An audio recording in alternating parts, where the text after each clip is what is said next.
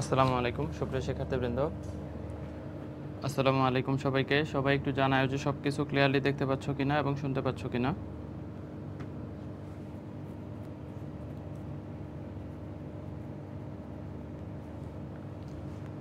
আসসালামু আলাইকুম সুপ্রিয় শিক্ষার্থীবৃন্দ, একটু জানায়ও যে সব কিছু ক্লিয়ারলি শোনা যাচ্ছে কিনা এবং দেখা যাচ্ছে কিনা।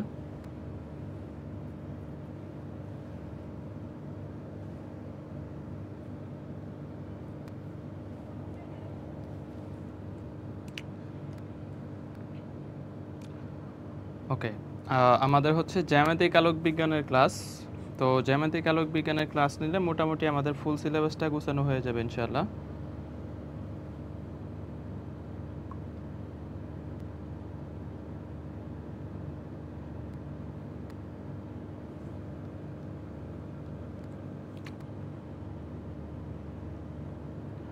ওকে ওকে, সবাই একটু জানাও যে সাউন্ডটা ক্লিয়ারলি শুনতে পাচ্ছ কিনা, ঠিকঠাক দেখা যাচ্ছে কিনা এবং শোনা যাচ্ছে কিনা।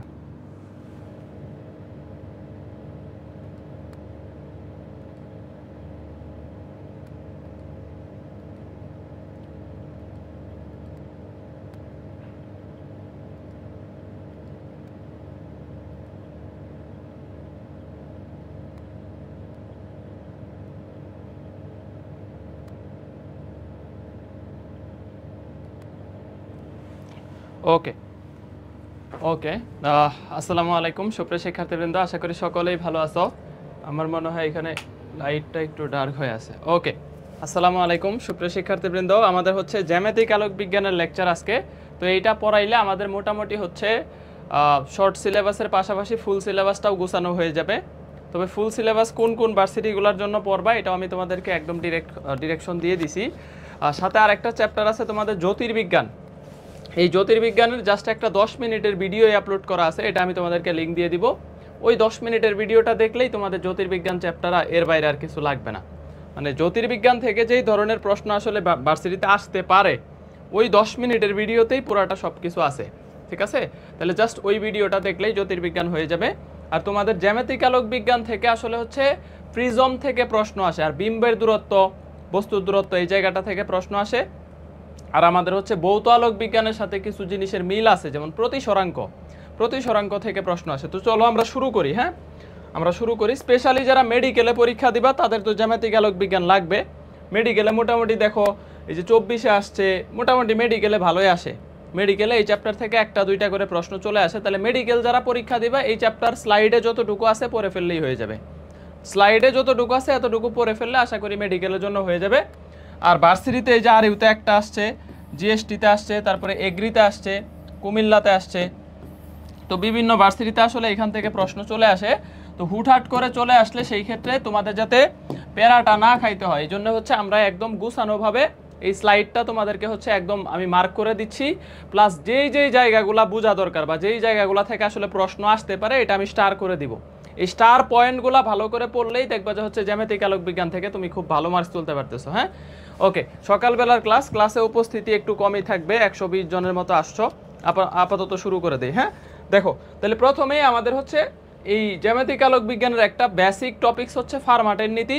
ফার্মাটের নীতিটা হচ্ছে যে আলো প্রতিফলন বা প্রতিসরণের পর সবসময় ক্ষুদ্রতম দূরত্ব, একদম লয়েস্ট ডিস্টেন্স, যেটা ক্ষুদ্রতম পথটা কি করে অনুসরণ করে। ঠিক আছে, দেখো আলো প্রতিফলন বা প্রতিসরণের পর সর্বদা ক্ষুদ্রতম পথ অনুসরণ করে, মানে একদম যেই পথে তাড়াতাড়ি যাইতে পারবে ওই পথটাতে আলো যায়। এটা হচ্ছে ফার্মাটের নীতি। আর প্রতিফলনের দুইটা সূত্র আছে, প্রতিসরণেরও দুইটা সূত্র আছে। জাস্ট একবার করে রিডিং দিয়ে, প্রতিফলিত রশ্মি আপতন বিন্দুতে অঙ্কিত অবিলম্ব একই তলে থাকে। ঠিক আছে, আপতিত রশ্মি, প্রতিফলিত রশ্মি, আপতন বিন্দুতে অঙ্কিত কি বলতো অবিলম্ব। তাহলে ধরো এটা হচ্ছে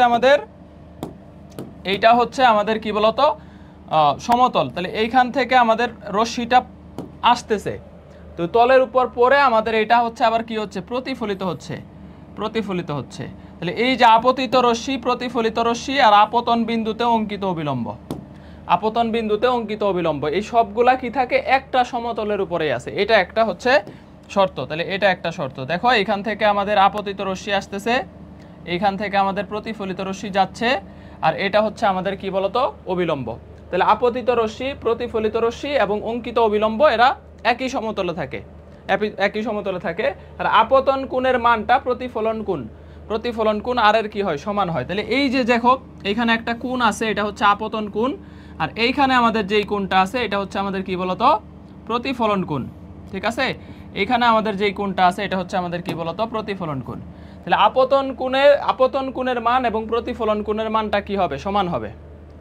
তাহলে আমাদের এইখান থেকে দুইটা শর্ত শিখলাম। দেখো এইখান থেকে দুইটা শর্ত শিখলাম। আমি শর্ত দুইটা আরেকবার লিখতেছি। এখানে 1 নাম্বার শর্ত হচ্ছে যে আপতিত রশ্মি, এটা না লিখে এখানে আপতিত রশ্মি, প্রতিফলিত রশ্মি এবং আপতন বিন্দুতে অঙ্কিত অবিলম্ব, আপতিত রশ্মি, প্রতিফলিত রশ্মি, আপতন বিন্দুতে অঙ্কিত অবিলম্ব, এই তিনটা কি থাকবে, একই সমতলে, তিনটা একই সমতলে থাকবে, এটা একটা শর্ত। আর আপতন কোণের মান এবং প্রতিফলন কোণের মান কি হবে, সমান হবে, দুইটা শর্ত। ঠিক সিমিলার শর্তটা হচ্ছে প্রতিসরণের ক্ষেত্রেও আছে। দেখো আপতিত রশ্মি, প্রতিসরিত রশ্মি এবং আপতন বিন্দুতে অবিলম্ব একই সমতলে থাকে।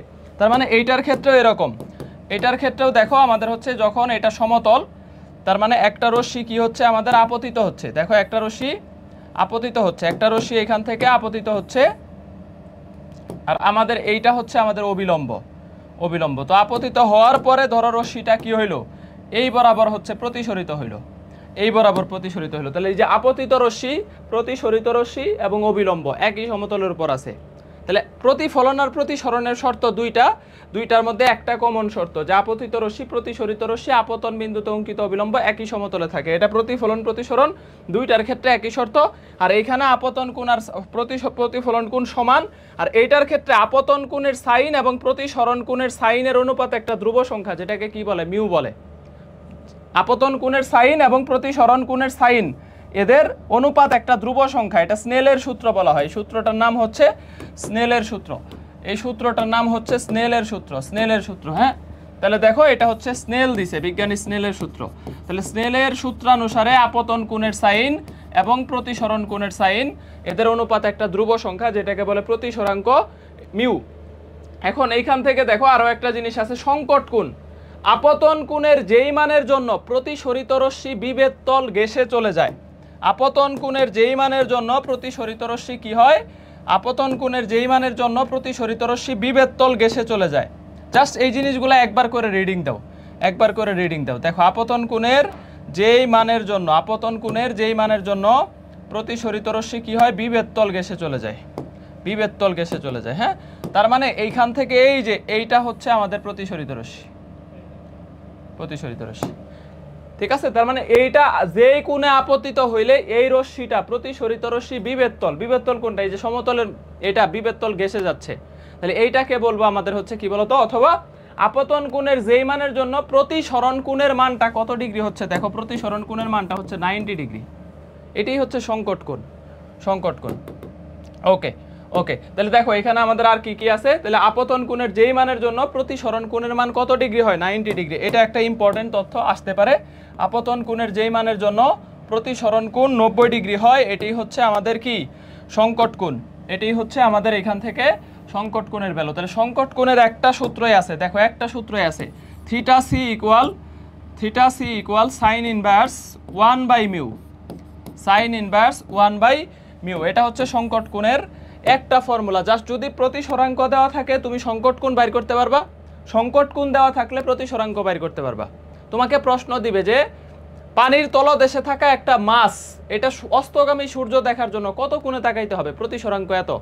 ধরো পানির প্রতিসরাঙ্ক 4/3, পানির প্রতিসরাঙ্ক তোমাকে বলছে 4/3, তাহলে পানির তলদেশে থাকা একটা মাছকে অস্তগামী সূর্য দেখার জন্য কত কোণে তাকাইতে হবে, জাস্ট একটা ফর্মুলা, যে theta C equal to sine inverse, দেখো 1 প্রতিসরাঙ্ক 4/3, তার মানে কত, সাইন ইনভার্স 1/3/4, সাইন ইনভার্স 3টা উপরে চলে যাবে, তাহলে 3/4, তাহলে সাইন ইনভার্স 3/4 মানে কি 0.75, তাহলে সাইন ইনভার্স 0.75।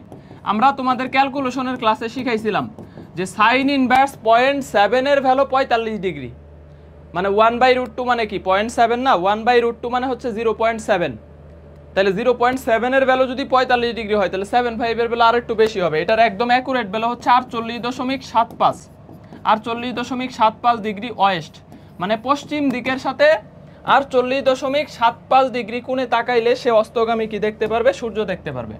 তাহলে অস্তগামী সূর্য দেখার জন্য পানির তলদেশে থাকা একটা মাছকে কত ডিগ্রি কোণে তাকাইতে হবে? পশ্চিম দিকের সাথে জাস্ট এই যে প্রতিসরাঙ্ক দেওয়া আছে, প্রতিসরাঙ্ক বসায় দিলেই তুমি এখান থেকে হচ্ছে কি পেয়ে যাবা? সংকট কোণটা পেয়ে যাবা, সংকট কোণ। তাহলে একটা প্রশ্ন এখান থেকে আসতে পারে, সংকট কোণ কত? সংকট কোণ কত? হ্যাঁ, সংকট কোণ। আর একটা জিনিস মুখস্থ রাখবা, যারা মেডিকেলে পরীক্ষা দিবা, লেখা রাখো এখানে হীরক। হীরকের প্রশ্নটা মনে মুখস্থ আছে, দেখবা 9 10-এও আমরা এটা পড়ছি। হীরকের সংকট কোণ, হীরকের সংকট কোণ কত ডিগ্রি তোমরা জানো? আন্দাজ করো তো, হীরকের সংকট কোণ কত ডিগ্রি? মুখস্থ করছি আমরা মোটামুটি 9 10-এও এটা পড়ে আসছি। এটা মুখস্থ বা মনে রাখবা, 24 ডিগ্রি, 24 ডিগ্রি, 24 ডিগ্রি এর আশেপাশে হয় আর কি। হ্যাঁ, হীরকের সংকট কোণটা আমাদের অনেক সময় সরাসরি চলে আসে। হীরকের সংকট কোণ হচ্ছে 24 ডিগ্রি, 24 ডিগ্রি, 24 ডিগ্রি। ওকে, তাহলে এইখান থেকে আমাদের মোটামুটি একটা শর্ত আছে যে সংকট কোণ হইতে হইলে আলো গণমাধ্যম থেকে হালকা মাধ্যমে যাবে। সংকট কোণ হইতে হইলে আলো গণমাধ্যম থেকে হালকা মাধ্যমে যাবে। হ্যাঁ, আমাদের আলো দুই ভাবে প্রতিসরিত হইতে পারে। আলো কি হইতে পারে বলো? আলো দুই ভাবে প্রতিসরিত হইতে পারে। দেখো, একটা হচ্ছে আলো দুই ভাবে প্রতিসরিত হইতে পারে, এটা একটা আলো দুই ভাবে প্রতিসরিত হইতে পারে।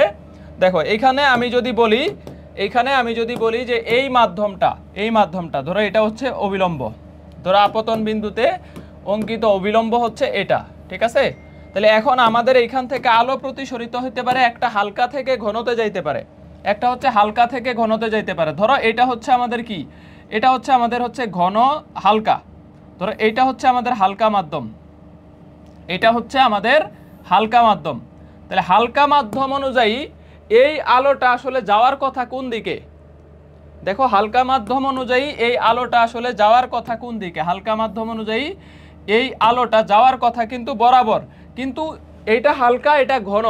মাধ্যমটা হালকা থেকে যখন ঘনতে ঢুকে যাবে তখন প্রতি অবিলম্বের দিকে চলে আসবে, ঠিক আছে? তার যাওয়ার কথা কিন্তু এই বরাবর, দেখাচ্ছি আমি। তাহলে সে প্রতিসরিত হবে এই যে এই দিকে। দেখো, অবিলম্বের দিকে সরে আসলো, কিন্তু তার মানে বাস্তবিক প্রেক্ষাপটে তার কিন্তু যাওয়ার কথা ছিল এই বরাবর, তার কিন্তু যাওয়ার কথা ছিল এই বরাবর, ঠিক আছে? দেখো, একদম সরাসরি প্রতিসরিত হওয়ার কথা ছিল না। তাহলে যখন আলোক রশ্মি, এটা হালকা মাধ্যম, এইটা হালকা মাধ্যম আর এটা হচ্ছে ঘন মাধ্যম। তাহলে হালকা মাধ্যম থেকে ঘন মাধ্যম, হালকা মাধ্যমের প্রতিসরাঙ্ক কম, হালকা মাধ্যমের প্রতিসরাঙ্ক কম আর ঘন মাধ্যমের প্রতিসরাঙ্ক বেশি, মিউ বেশি। মিউ হচ্ছে প্রতিসরাঙ্কের ভ্যালু, যার প্রতিসরাঙ্ক বেশি সে তত বেশি ঘন, যার প্রতিসরাঙ্ক কম সে তত বেশি কি? হালকা। তাহলে যখন হালকা থেকে আলোক রশ্মিটা ঘনতে যাবে, দেখো তাই আলোটা যাওয়ার কথা ছিল এই বরাবর, কিন্তু সে অবিলম্বের দিকে। হালকা থেকে যখনই ঘনতে প্রবেশ করবে তখন প্রতিসরাঙ্ক বেশি হয়, সে অবিলম্বের দিকে সরে আসবে। তাহলে কি আসবে বলো তো? এখানে আমাদের এইটা হচ্ছে এইখানে এই যে এতটুকু হচ্ছে তার কি হয়ে গেল? বিচ্যুতি হয়ে গেল, এতটুকু তার বিচ্যুতি হয়ে গেল, বিচ্যুতি হয়ে গেল। তাহলে হালকা থেকে ঘনতে গেলে প্রতিসরিত রশ্মি, লেখো প্রতিসরিত রশ্মি অবিলম্বের দিকে সরে যায়, প্রতিসরিত রশ্মি অবিলম্বের দিকে সরে যায়, অবিলম্বের দিকে সরে আসে, অবিলম্বের দিকে সরে আসে। এইটা এখান থেকে আমাদের একটা তথ্য, এখান থেকে আমাদের একটা তথ্য আমরা শিখলাম। এখন যদি ঘন থেকে হালকাতে যায়, এখন যদি আমরা দেখি যে এই রশ্মিটা হচ্ছে কোথায় গেছে বলো? এটা ঘন থেকে হালকাতে গেছে, একটা রশ্মি ঘন থেকে হালকাতে গেছে, একটা রশ্মি ঘন থেকে যদি হালকাতে যায় সেই ক্ষেত্রে কি করবা বলো? দেখো, এখন আমি যদি তোমাদেরকে এটা বলি যে এইটা হচ্ছে উল্টা, এখন এখানে আমি তোমাকে বলে দিলাম উপরেরটা ঘন মাধ্যম, নিচেরটা হালকা মাধ্যম, উপরেরটা ঘন মাধ্যম আর নিচেরটা হচ্ছে হালকা মাধ্যম, হালকা মাধ্যম। তার মানে এইটার মিউ কম আর এইটার হচ্ছে মিউটা বেশি, এইটার মিউটা হচ্ছে কি বলতো? বেশি। তাহলে এখন ঘন থেকে যখন হালকাতে প্রবেশ করবে, তাহলে উপরেরটা ঘন, এটা হালকা, তাহলে তার এখানে আসলে যাওয়ার কথা কোন দিকে? দেখো, তাহলে এইখানে তার যাওয়ার কথা আসলে বাস্তবিক প্রেক্ষিতে কোন দিকে বলো? তার যাওয়ার কথা এই বরাবর, দেখো তার সোজা বরাবর, কিন্তু যখন ঘন থেকে হালকাতে প্রবেশ করবে তখন সে যে এই দিকে চলে যাবে, তখন সে একদম এই যে এই দিকে চলে যাবে, কারণ সে ঘন থেকে হালকাতে আসার পরে একদম ফাঁকা পেয়ে যাবে। তাহলে কি করবে? সে অবিলম্ব থেকে দূরে সরে যাবে, অবিলম্ব থেকে দূরে সরে যায়, অবিলম্ব থেকে কি হয়? অবিলম্ব থেকে দূরে সরে যায়। তার যাওয়ার কথা ছিল কোন বরাবর? এই যে এই বরাবর। তার যাওয়ার কথা ছিল এই বরাবর, কিন্তু সে এখন অবিলম্ব থেকে দূরে সরে যাবে, কারণ ঘন থেকে হালকাতে প্রবেশ করছে। এই দুইটা তথ্য এখান থেকে একটু মনে রাখো। তাহলে প্রতিসরিত রশ্মি অবিলম্ব থেকে দূরে সরে যায়, প্রতিসরিত রশ্মি অবিলম্ব থেকে দূরে সরে যায়, প্রতিসরিত রশ্মি অবিলম্ব হতে দূরে সরে যায়, অবিলম্ব হতে দূরে সরে যায়। দুইটা তথ্য একটু জেনে রাখো। হ্যাঁ, তাহলে যদি আমাদের এখান থেকে হালকা থেকে ঘনতে প্রবেশ করে অবিলম্বের দিকে সরে আসে, আর ঘন থেকে হালকাতে আসার পরে অবিলম্ব থেকে দূরে সরে যায়, জাস্ট দুইটা তথ্য একটু জেনে রাখো। তাইলে যখন আমার আসলে বিভেদ তল ঘেঁষে যাইতে হবে, দেখো সংকট কোণের 1 নাম্বার শর্ত হচ্ছে যে এই আপতিত রশ্মিটা আমাদের প্রতিসরিত রশ্মিটা কই দিয়ে যাবে, বিভেদ তল ঘেঁষে যাবে, তার মানে অবিলম্ব থেকে অনেক দূরে চলে যাবে। তাইলে অবশ্যই সেটা গণমাধ্যম থেকে হালকা মাধ্যমে আসতে হবে, 1 নাম্বার শর্ত। এই যে দেখো আমাদের শর্ত হচ্ছে ঘন থেকে হালকাতে আসতে হবে। কারণ কি, যখন আলোটা ঘন থেকে হালকাতে যাবে তখনই কেবলমাত্র এই রশ্মিটা এই বিভেদ তল ঘেঁষে যাইতে পারে, অবিলম্ব থেকে অনেক দূরে সরে, মানে 90 ডিগ্রি কোণে যাইতে পারে। তাহলে ঘন থেকে হালকাতে আসতে হবে, এটা সংকট কোণের একটা কি, এটা একটা শর্ত। ঠিক আছে, তাহলে এইখান থেকে এতটুকু একটু মার্ক করে রাখো। ওকে,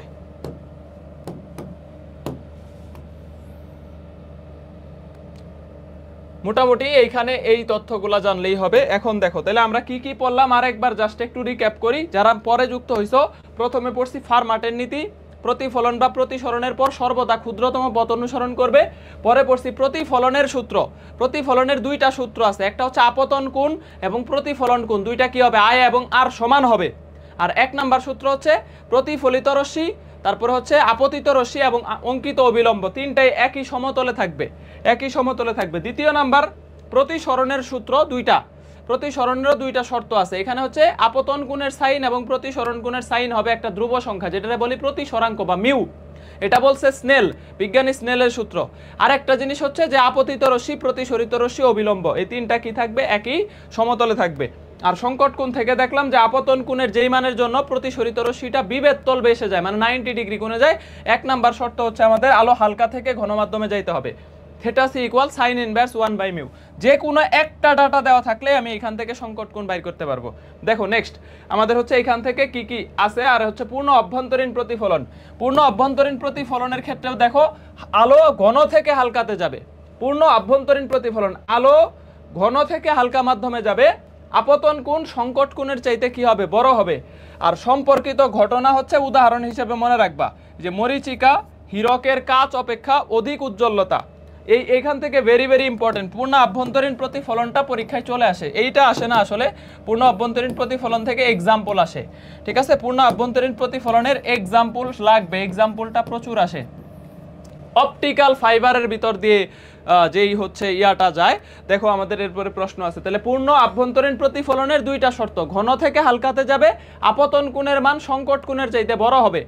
আর উদাহরণ কি, মরীচিকা হীরকের কাচ অপেক্ষাও, দেখবা যে হচ্ছে রাস্তার মধ্যে মনে হয় যে পানি চুপ পড়ে আছে না, বিশেষ করে আমরা যখন এই পিচ ডালা রাস্তায় হাঁটি মনে হয় যে এই পানি মনে হয় আছে, মরুভূমিতে এরকম মরীচিকা সৃষ্টি হয় না, যে মনে হয় যে পানি আছে, তো এটা হচ্ছে মরীচিকা, এটা পূর্ণ আভ্যন্তরীণ প্রতিফলন। এই যে অপটিক্যাল ফাইবার কোন পদ্ধতিতে কাজ করে, অপটিক্যাল ফাইবার, তাহলে এখানে এক্সাম্পলে লিখে রাখতে পারো, অথবা এখানে যেহেতু প্রশ্নতে আছে, এটা ডেন্টালে দেখো টানা 2 বছর আসছে, 23-এও আসছে, 24-এও আসছে। ঠিক আছে, 23-এও আসছে ডেন্টালে, 24-এও আসছে, যে অপটিক্যাল ফাইবার নিচের কোন পদ্ধতিতে কাজ করে। তাহলে পূর্ণ আভ্যন্তরীণ প্রতিফলন, পূর্ণ আভ্যন্তরীণ প্রতিফলন, এটা হচ্ছে অপটিক্যাল ফাইবার, তাহলে কাজ করে পূর্ণ আভ্যন্তরীণ প্রতিফলনের উপরে। ওকে, এখন দেখো যে কোন নীতিতে আলোকীয় তন্তুর ভিতর দিয়ে আলো সঞ্চালিত হয়। এই যে অপটিক্যাল ফাইবার যেটা, ঠিক সেম আলোকীয় তন্তুর ভিতর দিয়ে আলো সঞ্চালিত হয় কোন পদ্ধতিতে, পূর্ণ আভ্যন্তরীণ প্রতিফলন। তাহলে এটাও মেডিকেল 22-23-এ দেখো, তাহলে এইখান থেকে এক্সাম্পলগুলো প্রচুর পরিমাণ প্রশ্নতে চলে আসে। ঠিক আছে, নেক্সট দেখো, এখন আমরা এই যে প্রতিসরাঙ্কের বিষয়টা একটু দেখব। তাহলে প্রতিসরাঙ্ক আমরা ভৌত আলোক বিজ্ঞানে খুব সুন্দর করে পড়ানো ট্রাই করছি। দেখো এইখানে আমি আরেকটু বোঝানোর ট্রাই করি। দেখো প্রতিসরাঙ্ক, প্রতিসরাঙ্কের ক্ষেত্রে আমাদের জাস্ট একটা জিনিস মনে রাখবো যে এ মিউ বি, এর সাপেক্ষে বি এর প্রতিসরাঙ্ক। হ্যাঁ, দেখো এখানে তাহলে আমি লিখতে পারি যে এইটাকে লিখতে পারি এ এর সাপেক্ষে, এ এর সাপেক্ষে, এ একটা মাধ্যম, বি একটা মাধ্যম, তাহলে বি এ মাধ্যমের সাপেক্ষে, তাহলে এইভাবেই লিখি যে এ মাধ্যমের সাপেক্ষে, এ মাধ্যমের সাপেক্ষে বি মাধ্যমের প্রতিসরাঙ্ক, বি মাধ্যমের প্রতিসরাঙ্ক, এটাকে বলতেছি A mu B, A mu B. হ্যাঁ, তাহলে দেখো এ মাধ্যম আগে যে থাকবে সেই মাধ্যমের সাপেক্ষে পরের মাধ্যমের প্রতিসরাঙ্ক এ মিউ বি, এটাকে আমি বলতে পারি উপরে হবে মিউ বি, বি মাধ্যমের প্রতিসরাঙ্ক, আর নিচে হবে এ মাধ্যমের প্রতিসরাঙ্ক। দেখো এ মিউ বি ইকুয়াল উপরে বি মাধ্যমের প্রতিসরাঙ্ক, নিচে এ মাধ্যমের প্রতিসরাঙ্ক। তাহলে সামনের মাধ্যমটা দুইটার ক্ষেত্রেই কি থাকবে? কমন। ধরো সি একটা মাধ্যম, সি একটা মাধ্যম, যেটা হচ্ছে কি থাকবে? দুইটার ক্ষেত্রেই কমন থাকবে। আবার আমরা এটাও বলতে পারি, দেখো এটাও বলতে পারি যে এ মিউ বি এইটা ইকুয়াল টু হচ্ছে 1/বি mu A, B mu A, মানে এ মিউ বি হচ্ছে বি মিউ এ মাধ্যমের সাপেক্ষে বি মাধ্যমের প্রতিসরাঙ্ক ইকুয়াল 1/বি মাধ্যমের সাপেক্ষে এ মাধ্যমের প্রতিসরাঙ্ক। ভাই এটা বুঝলাম না। এই যে দেখো এয়ারের সাপেক্ষে ওয়াটারের প্রতিসরাঙ্ক যদি 4/3 হয়, তাহলে ওয়াটারের সাপেক্ষে এয়ারের প্রতিসরাঙ্ক হবে 3/4, উল্টা হবে। ঠিক আছে, এয়ারের সাপেক্ষে দেখো বাতাসের সাপেক্ষে পানির প্রতিসরাঙ্ক আমরা জানি 4/3 বা 1.33, তাহলে পানির সাপেক্ষে বাতাস কত হবে বলো? 3/4, উল্টা হবে, উল্টা হবে। আমরা আরো একটা তথ্য জানি, যেটা হচ্ছে বাতাসের সাপেক্ষে গ্লাস, এয়ারের সাপেক্ষে গ্লাসের প্রতিসরাঙ্ক 3/2, তাহলে গ্লাসের সাপেক্ষে এয়ারের প্রতিসরাঙ্ক কত হবে? 2/3। হ্যাঁ, এই জিনিসগুলা এখান থেকে তোমার লাগবে, এই জিনিসগুলা তোমার এখান থেকে লাগবে। তাহলে আমরা একটা তথ্য শিখলাম যে এ এর সাপেক্ষে বি এর প্রতিসরাঙ্ক, উপরে বি এর প্রতিসরাঙ্ক মানে পরে যে থাকবে তারটা উপরে, যে আগে থাকবে তারটা নিচে, এ মিউ বি ইকুয়াল 1/বি মিউ এ। আর বাতাসের সাপেক্ষে পানির প্রতিসরাঙ্কটা ফিক্সড, মুখস্থ রাখলে আর মনে করার দরকার নাই, 1.33 বা এটা হচ্ছে 4/3। আর বাতাসের সাপেক্ষে কাচের প্রতিসরাঙ্ক হচ্ছে 3/2। হ্যাঁ, 3/2। এখন দেখো এখানে আরো দুইটা ফর্মুলা আমরা একটু লিখবো, যে এ মিউ বি ইকুয়াল আলোর বেগের সাথে একটা সম্পর্ক আছে, ল্যামডার সাথে প্রতিসরাঙ্ক ব্যস্তানুপাতিক। তাহলে এ মিউ বি ইকুয়াল হচ্ছে উপরে হচ্ছে এ মাধ্যমের তরঙ্গ দৈর্ঘ্য, নিচে বি মাধ্যমের তরঙ্গ দৈর্ঘ্য, অথবা উপরে হচ্ছে এ মাধ্যমের আলোর বেগ, নিচে বি মাধ্যমের আলোর বেগ। ঠিক আছে, এইটাও একটা ইম্পর্টেন্ট সূত্র, এটাও এখান থেকে একটা ইম্পর্টেন্ট ফর্মুলা, যে প্রতিসরাঙ্ক এবার আসছে প্রতিসরাঙ্ক দেওয়া থাকবে, তারপরে আমরা বাতাসে আলোর বেগ জানি 3 × 10⁸, আরেকটা মাধ্যমের আলোর বেগ বাইর করতে বলবে। ঠিক আছে, তাহলে দেখো এর সাপেক্ষে বি এর প্রতিসরাঙ্ক বললে উপরে এর তরঙ্গ দৈর্ঘ্য, যে আগে আছে তার তরঙ্গ দৈর্ঘ্য, আর নিচে হচ্ছে যে পরে আছে তার তরঙ্গ দৈর্ঘ্য। কারণ আমরা জানি ল্যামডার সাথে সব ব্যস্তানুপাতিক, শুধু সমানুপাতিক, আমরা ভৌত আলোতে পড়ছি, শুধু সমানুপাতিক হচ্ছে আলোর বেগ এবং অপবর্তন এবং বেগ, আলোর বেগ, এটা হচ্ছে আমাদের ল্যামডার সাথে সমানুপাতিক। তাহলে lambda A divided by lambda B, C A divided by CB. এখানে আমরা আরো দুইটা তথ্য একটু মনে রাখবো, যে পানির প্রতিসরাঙ্ক, পানিতে আলোর বেগ হচ্ছে 2.25 10⁸ মিটার/সেকেন্ড, আর কাছে আলোর বেগ হচ্ছে 2 × 10⁸ মিটার/সেকেন্ড, 2 × 10⁻, এটা এবার আর 24-25-এ চলে আসছে, এটা ভৌত আলোতে পড়াইছি। কেমনে আসে এই কাছে আলোর বেগটা? কেমনে আসে দেখো, দেখাই। কাছে আলোর বেগটা আমাদের এখান থেকে কেমনে আসে? তাহলে এই যে কাচের প্রতিসরাঙ্ক হচ্ছে আমাদের কত? 3/2। তাহলে কাচের প্রতিসরাঙ্ক যদি 3/2 হয়, তাহলে কাছে আলোর বেগ কত হবে? দেখো, কাছে আলোর বেগ ইকুয়াল বাতাসে আলোর বেগ ডিভাইডেড বাই কাচের প্রতিসরাঙ্ক 3/2। তাহলে বাতাসে আলোর বেগ কত? 3 × 10⁸ ডিভাইডেড বাই 3/2। এই 3 কাটো, দেখো 2 উপরে চলে যাচ্ছে, তাহলে এখান থেকে আসতেছে কত? 2 × 10⁸, 2 × 10⁸। ঠিক আছে, তাহলে হচ্ছে 3 কাটা দাও, 3 কাটলে আমাদের এখান থেকে দাঁড়াইতেছে 2 × 10⁸ এত মিটার/সেকেন্ড।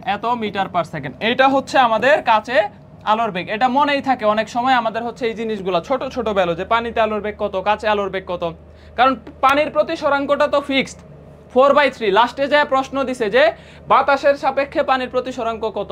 4/3। বাতাসের সাপেক্ষে কাচের প্রতিসরাঙ্ক কত? 3/2।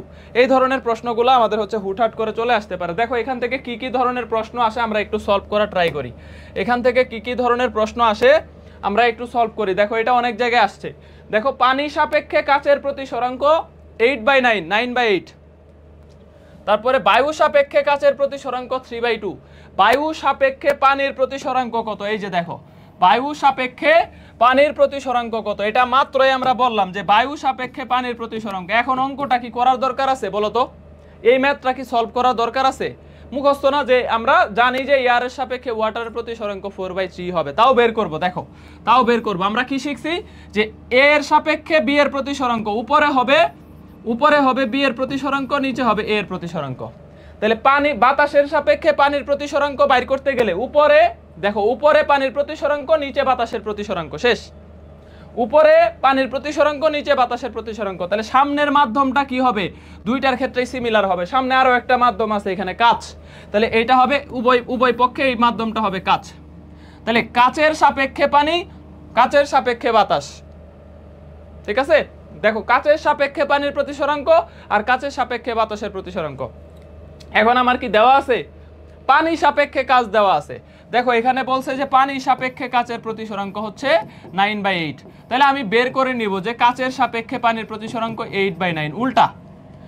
আবার দেখো কাচের বায়ুর সাপেক্ষে কাচের প্রতিসরাঙ্ক 3/2, মানে বাতাসের সাপেক্ষে কাচের প্রতিসরাঙ্ক হচ্ছে 3/2। তাহলে আমার লাগবে কাচের সাপেক্ষে বাতাস, কাচের সাপেক্ষে বাতাস হচ্ছে 2/3। আমি এখান থেকে ডাটাগুলা কি করে নিলাম? বের করে নিলাম। দেখো বাতাসের সাপেক্ষে পানির প্রতিসরাঙ্ক বাইর করব, তাহলে mu W divided by mu A. সামনের মাধ্যমটা কি হবে? কাচ। তাহলে কাচের সাপেক্ষে পানির প্রতিসরাঙ্ক ডিভাইডেড বাই কাচের সাপেক্ষে বাতাসের প্রতিসরাঙ্ক। তাহলে কাচের সাপেক্ষে পানির প্রতিসরাঙ্ক আমার কত আছে? এখানে আছে নাই, এখানে আছে পানির সাপেক্ষে কাচ আছে 9/8। তাহলে কাচের সাপেক্ষে পানি তার উল্টা হবে, 8/9 হবে। আবার দেখো বাতাসের সাপেক্ষে কাচ আছে 3/2, তাহলে কাচের সাপেক্ষে বাতাস কত হবে? 2/3। তাহলে দেখো আমাদের উল্টা বসায় দাও, এই যে 8/9 এখানে বসাও আর 2/3 এখানে কি করে দাও? বসায় দাও। তাহলে দেখো আমাদের কত আসতেছে? 4/3। ঠিক আছে? তাহলে এইটা হচ্ছে আমাদের, এই যে যারা মুখস্থ বা মনে রাখবা তাদের এই প্যারাটা যাবে না, অঙ্ক করার দরকার নেই। তাহলে 4/3, ভেরি গুড। তাহলে এটার অ্যান্সার হবে আমাদের কত বলো? 4/3। তাহলে এইটা এইবার গুচ্ছতে আসছে, পারবা না? দেখো বায়ু সাপেক্ষে পানি ও কাচের প্রতিসরাঙ্ক এত, কাচ সাপেক্ষে পানির প্রতিসরাঙ্ক চাইছে। দেখো গ্লাসের সাপেক্ষে ওয়াটারের প্রতিসরাঙ্ক চাইছে। গ্লাসের সাপেক্ষে ওয়াটারও আসলে ফিক্সড, মনে রাখতে পারলে অ্যান্সার করার দরকার নাই, বাট এত মনে রাখতে পারবে না। গ্লাসের সাপেক্ষে ওয়াটারের প্রতিসরাঙ্ক 8/9, ওয়াটারের সাপেক্ষে গ্লাস হচ্ছে 9/8। মনে রাখলে করার দরকার নেই, বাট আমরা নর্মালি ম্যাথ করব। তাহলে দেখো কাচের সাপেক্ষে পানি চাইছে, গ্লাসের সাপেক্ষে ওয়াটার চাইছে। তাহলে উপরে হবে ওয়াটার, নিচে হবে কি বলতো? গ্লাস। আর সামনের মাধ্যমটা কি? আর একটা মাধ্যম আছে, বায়ু। তাহলে সামনের মাধ্যমটা হচ্ছে বায়ু।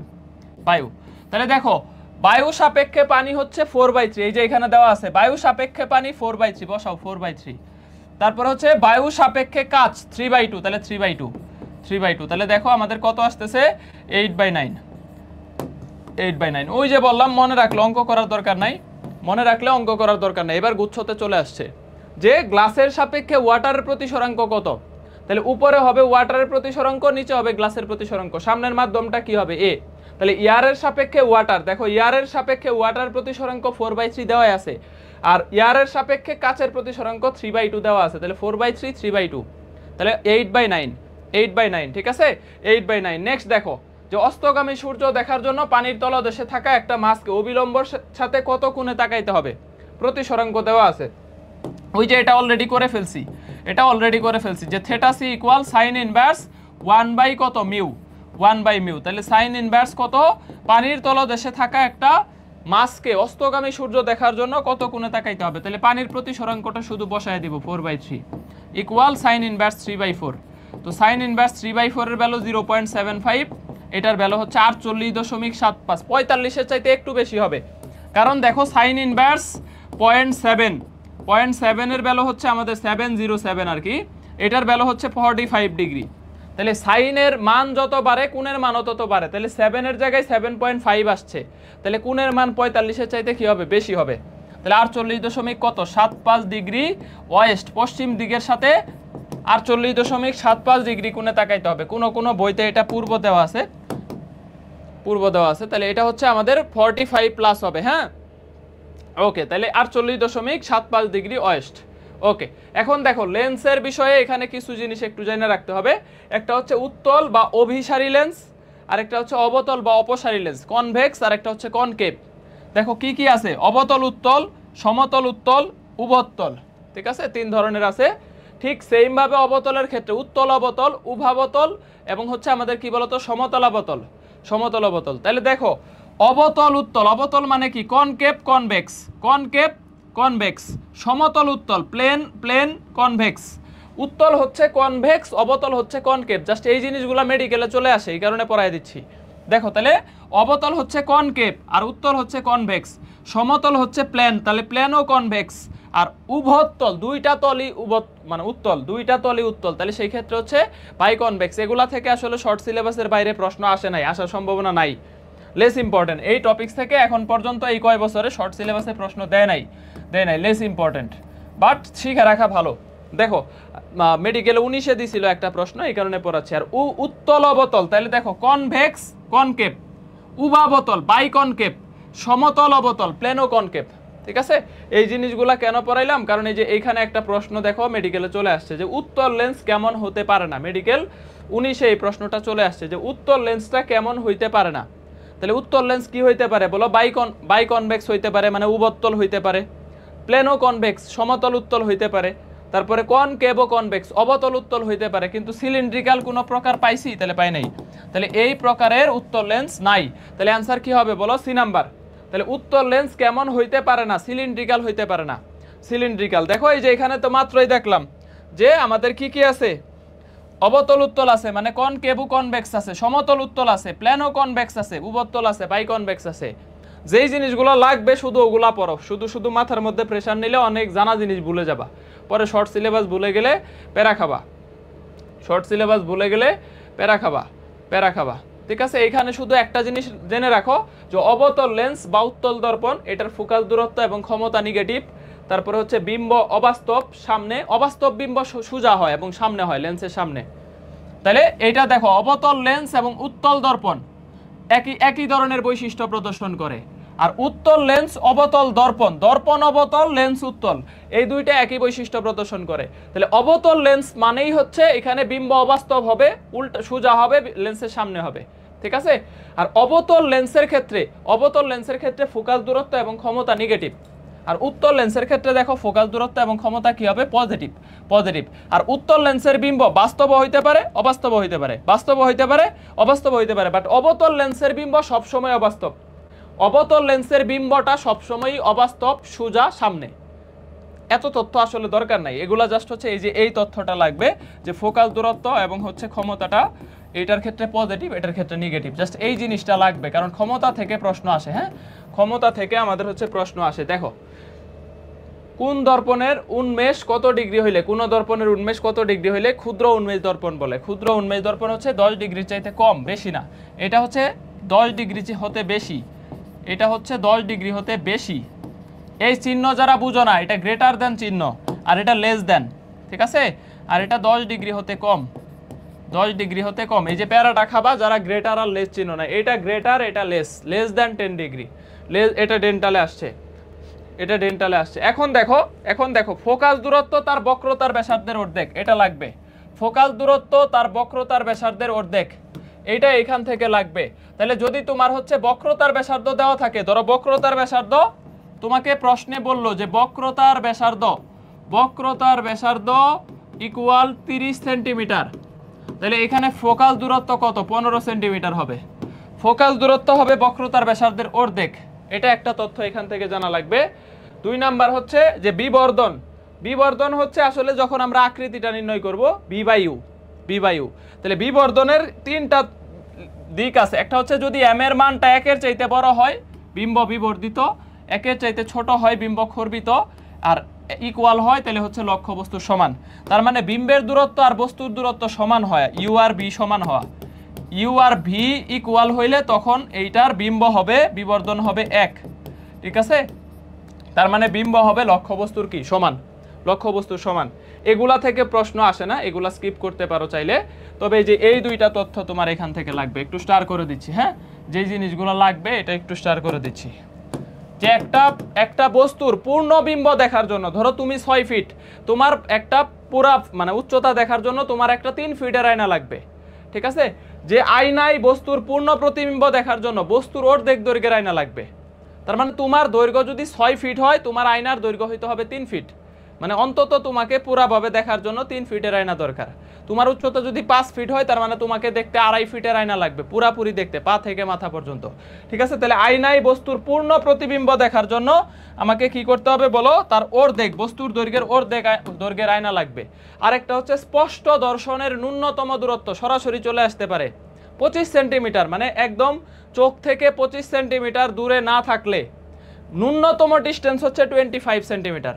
25 সেন্টিমিটারের কাছাকাছি রাখলে দেখবা তোমার দেখতে কষ্ট হচ্ছে, দেখবা যে তুমি নিচেই মাইপা দেখবা যে 25 সেন্টিমিটার এটা হচ্ছে একটা মিনিমাম ডিস্টেন্স। যদি তুমি 20 সেন্টিমিটার কাছে রাখো তাহলে দেখবা যে দেখতে পারতেছো না, কষ্ট হইতেছে। মিনিমাম 25 সেন্টিমিটার দূরে থাকলে তুমি একদম স্পষ্টভাবে দেখতে পারবা, এটা স্পষ্ট দর্শনের ন্যূনতম দূরত্ব। এই তথ্যগুলো এখান থেকে লাগবে। এখন দেখো এখানে কি কি প্রশ্ন আছে, কি কি প্রশ্ন আছে। আরেকটা জিনিস এখানে একটু পড়ায় দিই, আরেকটা জিনিস ভেরি ভেরি ইম্পর্টেন্ট 100%। যদি ফুল সিলেবাস থেকে এই চ্যাপ্টারের প্রশ্ন আসে, মাত্র 2টা টপিকস 3টা টপিকস, এই যে একটা পড়াইলাম না, এই যে যেটা পড়াইলাম, এই যে যদি প্রশ্ন আসে এই টপিকস থেকে একটা প্রশ্ন আসবে, কারণ এটা শর্টের মধ্যে আছে ভৌত আলোতে। তাহলে এই টপিকসটা থেকে প্রশ্ন আসার সম্ভাবনা আছে, গুচ্ছতে চলে আসছে। দ্বিতীয় আরেকটা কনসেপ্ট হচ্ছে এই যে এটা একটা 100% কনসেপ্ট, যেটা হচ্ছে আমাদের লেন্সের ফোকাস দূরত্ব। দেখো লেন্সের ক্ষমতা, একটা লেন্সের ক্ষমতা, এই জিনিসগুলো 9-10-এ পড়ছি, যে 9-10-এ যেই জিনিসগুলো চলে আসছে একদম বেসিক, এগুলা পরীক্ষায় দিয়ে দেয়। লেন্সের ক্ষমতা হচ্ছে 1/, লেন্সের ফোকাস দূরত্ব। ফোকাস দূরত্বের একক যদি মিটার হয় তাহলে লেন্সের ক্ষমতার একক হবে ডায়োপ্টার। ঠিক আছে, লেন্সের ক্ষমতার একক কি হবে বলো, ডায়োপ্টার। তাহলে লেন্সের ফোকাস দূরত্ব যদি মিটারে নেও তাহলে আমাদের এই ফোকাস দূরত্বটা যদি মিটারে নেও তাহলে হচ্ছে আমাদের ক্ষমতাটা হবে ডায়োপ্টার এককে। তাহলে এফ এইখানে কি, এফ হচ্ছে লেন্সের ফোকাস দূরত্ব, লেন্সের ফোকাস দূরত্ব। এইবার মেডিকেলে চলে আসছে, লেন্সের ফোকাস দূরত্ব ভেরি ভেরি ইম্পর্টেন্ট। ধরো লেন্সের ফোকাস দূরত্ব হচ্ছে আমাকে বললো যে 100 সেন্টিমিটার। ঠিক আছে, ধরো তোমাকে বললো যে এফ ইকুয়াল টু 100 সেন্টিমিটার, তাহলে লেন্সের ক্ষমতা কত, লেন্সের ক্ষমতা হবে এই যে 1/1 ইকুয়াল টু 1 ডায়োপ্টার, 1 ডায়োপ্টার। লেন্সের ফোকাস দূরত্ব 100 সেন্টিমিটার, তার মানে মিটারে নিলে কত হয় 1 মিটার। তাহলে দেখো লেন্সের ফোকাস দূরত্ব 100 সেন্টিমিটার মানে 1 মিটার, তাহলে ক্ষমতা কত হবে 1/1 ইকুয়াল টু 1 ডায়োপ্টার হবে, 1 ডায়োপ্টার হবে। এখন ক্ষমতা দেওয়া আছে, ধরো অবতল লেন্সের ক্ষমতা 2 ডায়োপ্টার হইলে ফোকাস দূরত্ব কত, এই যে বলে দিছে। দেখো অবতল লেন্স, আমরা মাত্রই দেখলাম যে অবতল লেন্সের ক্ষমতা কি হবে, নেগেটিভ হবে। অবতল লেন্সের ক্ষমতা কি হবে, নেগেটিভ হবে। আমরা দেখলাম যে অবতল লেন্স কথাটা বলা থাকলেই অবতল লেন্সের ক্ষমতা এবং ফোকাস দূরত্ব দুইটাই নেগেটিভ হবে। উত্তল লেন্স বা অবতল দর্পণ এটার ফোকাস দূরত্ব কি হবে, ক্ষমতা পজিটিভ হবে, পজিটিভ হবে। তাহলে এইখান থেকে দেখো যে অবতল লেন্সের ক্ষমতা 2 ডায়োপ্টার হইলে এর ফোকাস দূরত্ব কত, এর ফোকাস দূরত্ব তো কত, তাহলে ফোকাস দূরত্ব ইকুয়াল 1/-2। ঠিক আছে, -2 ইকুয়াল টু -0.5, -0.50 মিটার অথবা -50 সেন্টিমিটার। এটা হচ্ছে আমাদের কি বলতো, অবতল লেন্সের ফোকাস দূরত্বের ভ্যালু হবে -50 সেন্টিমিটার অথবা ইউবি কি, ইউবি হচ্ছে একজন বলছে ইউবি কি, ইউ হচ্ছে এখানে পড়াবো, ইউবি পড়াবো, টেনশন নিও না, এগুলো এখনো বাকি আছে, লাস্টে দেখায় দিব। বি হচ্ছে বিম্বের দূরত্ব, বিম্বের দূরত্ব। হ্যাঁ, বলবে যে লেন্স থেকে এত দূরে বস্তু রাখছো, বিম্ব এত দূরে হইছে, লেন্সের বিবর্ধন কত। তাহলে এই যে এটা হচ্ছে আমাদের ইউ হচ্ছে বস্তুর দূরত্ব, এগুলা পড়াবো, সামনে আছে, এটা হচ্ছে বস্তুর দূরত্ব। তাহলে বিম্বের দূরত্ব আর একটা হচ্ছে বস্তুর দূরত্ব, কত দূরে বস্তু রাখছো, কত দূরে বিম্ব গঠিত হয়েছে বলে দিবে প্রশ্নে। ঠিক আছে, এইখান থেকে বিবর্ধন থেকে প্রশ্ন আসবে না, আসবে লেন্সের একটা সাধারণ সমীকরণ আছে, এই যে 1/u plus 1/v equal 1/f। ঠিক আছে, লেন্সের সাধারণ সমীকরণটা পড়াবো, এটা ইম্পর্টেন্ট আছে, এটা সামনে আছে। দেখো তাহলে এইখান থেকে আমাদের একটা জিনিস হচ্ছে ভেরি ভেরি ইম্পর্টেন্ট, ক্ষমতা, লেন্সের ক্ষমতা হচ্ছে 1/, কত, এফ, এফ কে মিটারে নিলে ক্ষমতা ডায়োপ্টারে, আর ক্ষমতা ডায়োপ্টারে থাকলে এফ হচ্ছে মিটারে। আর অবতল লেন্স বা উত্তল দর্পণ একই কথা, অবতল লেন্স বা উত্তল দর্পণ যদি বলা থাকে তাহলে এদের ক্ষমতা হবে আমাদের কি, নেগেটিভ, ফোকাস দূরত্ব হবে নেগেটিভ। তাহলে নেগেটিভ মানে এখানে নেগেটিভ বলা না থাকবে না, তোমার বুঝে নিতে হবে অবতল লেন্সের ক্ষমতা অটোমেটিক কি নেগেটিভ, -2 ডায়োপ্টার। তাহলে -2 বসাইলে -0.5, -0.5। পরেরটা দেখো ফোকাস দূরত্ব, এবার মেডিকেল আসছে। ফোকাস দূরত্ব 1000 সেন্টিমিটার হইলে এই যে উত্তল লেন্সের ক্ষমতা কত, উত্তল লেন্স বলে দিছে। তাহলে ফোকাস দূরত্ব 1000 সেন্টিমিটার মানে কি 10 মিটার, তাহলে 1/10 ডায়োপ্টার, 1/10 মানে কি বলো 0.1 ডায়োপ্টার। তাহলে এইটার ক্ষমতাও কি হবে, এই যে দেখো 0.1 প্লাস আছে 0.1 মাইনাস আছে, তাহলে সি নাম্বার হবে। তো এই জিনিসটুকু একটু জানা রাখবা যে উত্তর লেন্সের ক্ষেত্রে কি হবে, ক্ষমতাটা হবে প্লাস বি। উত্তর লেন্সের ক্ষেত্রে কি হবে, ক্ষমতা হবে প্লাস বি, মাইনাস হবে না। অবতল বললে অ্যান্সার ডি হইতো, অবতল বললে অটোমেটিক অ্যান্সারটা কি হয়ে যাইতো, বি হইতো। তাহলে এখানে অ্যান্সার কত, সি নাম্বার। ঠিক আছে, অ্যান্সার হচ্ছে কি বলতো, সি নাম্বার। নেক্সট দেখো যে -4 ডায়াপ্টার লেন্সের ক্ষেত্রে কোনটা সঠিক, তাহলে বোঝা যাচ্ছে যে ক্ষমতা -4 ডায়াপ্টার, তার মানে এটা বুঝতে পারতেছি এটা একটা অবতল লেন্স। এটা একটা কি বলতো, অবতল লেন্স। এটা হচ্ছে একটা অবতল লেন্স, অবতল লেন্স। আর -4 ডায়াপ্টার হইলে এর ফোকাস দূরত্ব কত হবে, 1/-4 ইকুয়াল -0.25 অথবা -25 সেন্টিমিটার, -25 সেন্টিমিটার। তাইলে এইখান থেকে আমি বুঝতে পারতেছি এটা অবতল লেন্স এবং ফোকাস দূরত্ব -25। এই যে অবতল লেন্সের ফোকাস দূরত্ব নেগেটিভ হবে, কখনোই পজিটিভ হবে না। তাহলে অ্যান্সার বি নাম্বার। অ্যান্সার কি, B number. Answer B number. দেখো -4 ডায়াপ্টার লেন্সের ক্ষেত্রে কোনটা সঠিক, তাহলে অবতল lens F equal to minus কত 25 সেন্টিমিটার, এটা হচ্ছে আমাদের এখান থেকে অবতল লেন্সের ফোকাস দূরত্ব। একটা লেন্সের ক্ষমতা +2 ডায়াপ্টার, দেখো মেডিকেল 15তেও আসছে 14তেও আসছে, এটাও মেডিকেলে আসছে না ডেন্টালে আসছে। তাহলে মেডিকেলে 15 14 দুইবার টানা আসছে, এটা প্রচুর পরিমাণ। যারা মেডিকেল পরীক্ষা দিবা very very important, very very important মেডিকেলের জন্য। এখানে লিখে দিই, হ্যাঁ মনে থাকবে না নইলে। ফর মেডিকেল ডেন্টাল, এবার তো একসাথেই medical MAT DAT, very very important, very very. Medical ডেন্টালের জন্য প্রচুর পরিমাণে আসে এখান থেকে। দেখো তাহলে +2 ডায়াপ্টার, +2 ডায়াপ্টার ক্ষমতা হইলে ফোকাস দূরত্ব কত হবে, তাহলে ফোকাস দূরত্ব হবে দেখো f = 1/2 = 0.5 এত মিটার, 0.5 মিটার অথবা 50 সেন্টিমিটার, 50 সেন্টিমিটার। এটা +2 মানে উত্তল লেন্স, বুঝতে পারতেছি এটা একটা উত্তল লেন্স, এটা একটা উত্তল লেন্স, উত্তল লেন্স। তারপরে হচ্ছে আমাদের 50 centimetre, 50 centimetre, D number answer, D number. একটা লেন্সের ক্ষমতা +2 ডায়াপ্টার হইলে ফোকাস দূরত্ব কত হবে, তাহলে ফোকাস দূরত্ব হবে 50 সেন্টিমিটার। এখন দেখো একটা লেন্সের ফোকাস দূরত্ব বাতাসে এত হইলে পানিতে ফোকাস দূরত্ব কত, এটার একটা প্রশ্ন আসে, সরাসরি এসবিএসএল করে দিবা। সরাসরি যে বাতাসে ফোকাস দূরত্ব দেওয়া আছে, দেখো বাতাসে ফোকাস দূরত্ব দেওয়া আছে, প্রতি সরাঙ্ক ত্রুটি সরাঙ্ক দেওয়া আছে, বলবে যে পানিতে ডুবাইলে পানিতে ফোকাস দূরত্ব কত। মনে রাখবা পানির ফোকাস দূরত্ব FW = 4 × FA, 4 × FA, বাতাসের ফোকাস দূরত্বের 4 গুণ। পানিতে ফোকাস দূরত্ব হবে বাতাসের ফোকাস দূরত্বের 4 গুণ, তাহলে 4 × 25 = 100 সেন্টিমিটার। এটা লেন্স প্রস্তুতকারকের একটা সমীকরণ আছে, হ্যাঁ এইটাকে একটু বলে লেন্স প্রস্তুতকারকের সমীকরণ। দেখো লেন্স, শুধু এইটা মনে রাখো যে নিচের কোনটি লেন্স প্রস্তুতকারকের সমীকরণ, লেন্স প্রস্তুতকারকের সমীকরণ। জ্যামিতিক আলোক বিজ্ঞান কিন্তু অনেক বড় চ্যাপ্টার, মানে যদি শর্ট সিলেবাসে থাকতো আর কি, কিন্তু এখান থেকে আসলে প্রশ্ন আসে না, যেই দুই একটা যেই জায়গা থেকে আসে ওই জায়গাগুলো ভালো করে দেখাচ্ছি। ঠিক আছে, লেন্স প্রস্তুতকারকের সমীকরণ, এটার একটা সমীকরণ আছে যে আমাদের কত, F = μ - 1 1/r1 - 1/r2। ঠিক আছে, F = μ - 1 1/r1 1/r2। এখানে হচ্ছে আমাদের যা সমীকরণটা মনে রাখলেই হবে। যদি অনলি সমীকরণ দেখো, অনলি সমীকরণ, অনলি সমীকরণটা দেখে রাখবা।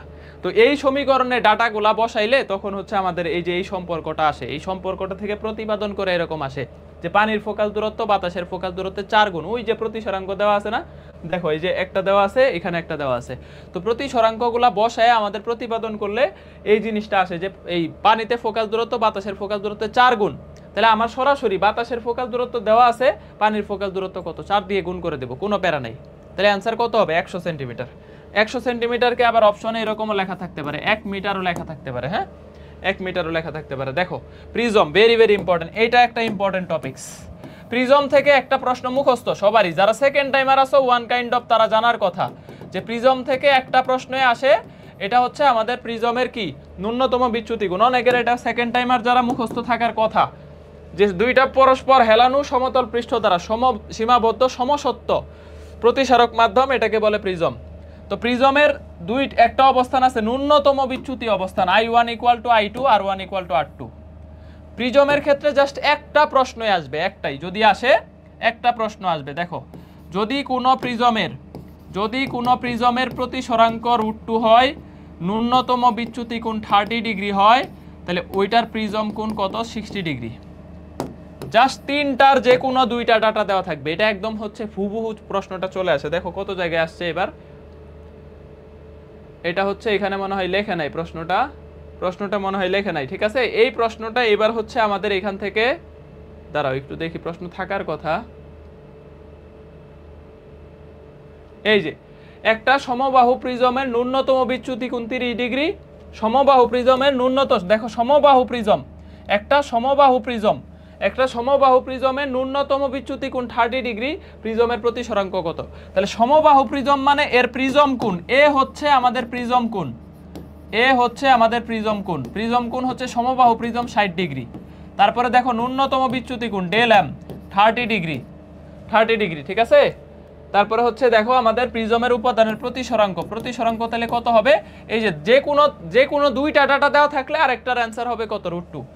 এই তিনটার যে কোনো দুইটা ডাটা দেওয়া থাকবে, হয় বলবে যে এটা সমবাহু প্রিজম, এর প্রতিসরাঙ্ক √2, ন্যূনতম বিচ্যুতি কোণ কত? 30 ডিগ্রি। অথবা বলবে ন্যূনতম বিচ্যুতি কোণ 30 ডিগ্রি, প্রতিসরাঙ্ক √2, প্রিজম কোণ কত? 60 ডিগ্রি। যে কোনো দুইটা ডাটা দেওয়া থাকবে আরেকটা বের করতে হবে। এটা এবারে এগ্রিতেও আসছে, এই যে এখানে মনে হয় প্রশ্নটা আছে, দেখো এগ্রিতেও আসছে, কুমিল্লাতেও আসছে, ফুল সিলেবাস থেকে একটা করে আসছে। এই প্রশ্নটা কুমিল্লাতেও আসছে, এগ্রিতেও আসছে। বলো যে একটা সমবাহু প্রিজমের, এই যে দেখো প্রতিসরাঙ্ক দেওয়া আছে, ন্যূনতম বিচ্যুতি কোণ কত? তাহলে যেটা বললাম, সমবাহু প্রিজম মানে প্রিজম কোণ 60 ডিগ্রি, প্রতিসরাঙ্ক দেওয়া আছে √2, তাহলে আমাদের এখান থেকে ΔM এর ভ্যালু কত আসবে? ΔM এর ভ্যালু আসবে 30 ডিগ্রি। এই একটা প্রশ্নই আমাদের ফুল সিলেবাস থেকে আসে, ফুল সিলেবাস না, শর্ট সিলেবাসে থাকলেও এই প্রিজম থেকে একটা প্রশ্নই আসে যে এটা হচ্ছে আমাদের অ্যান্সার। ঠিক আছে, পারবা?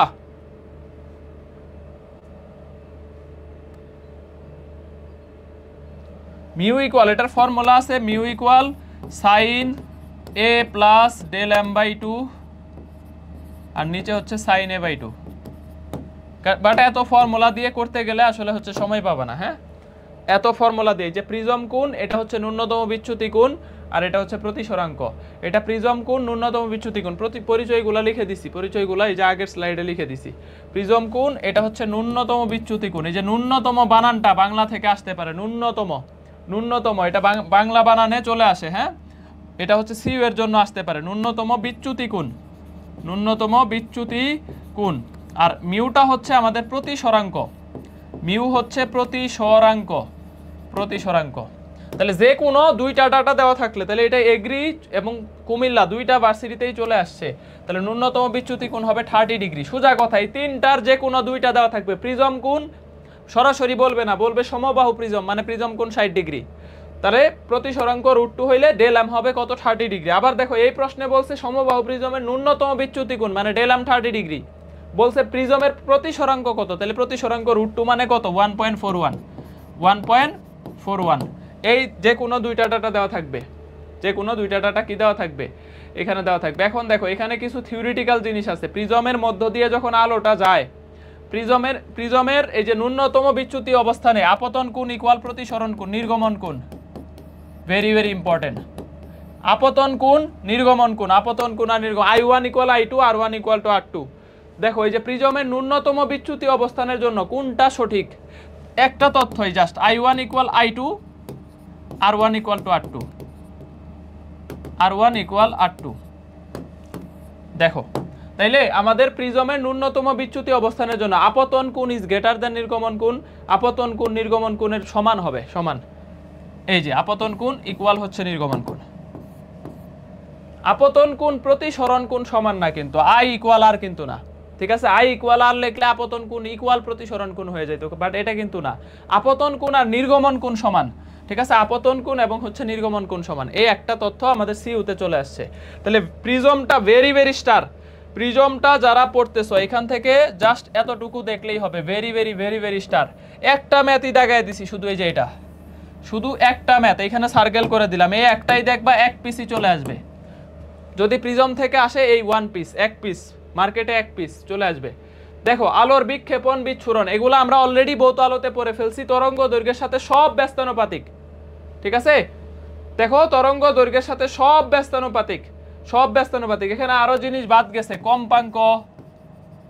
কম্পাঙ্ক, শক্তি, এগুলা বাদ গেছে।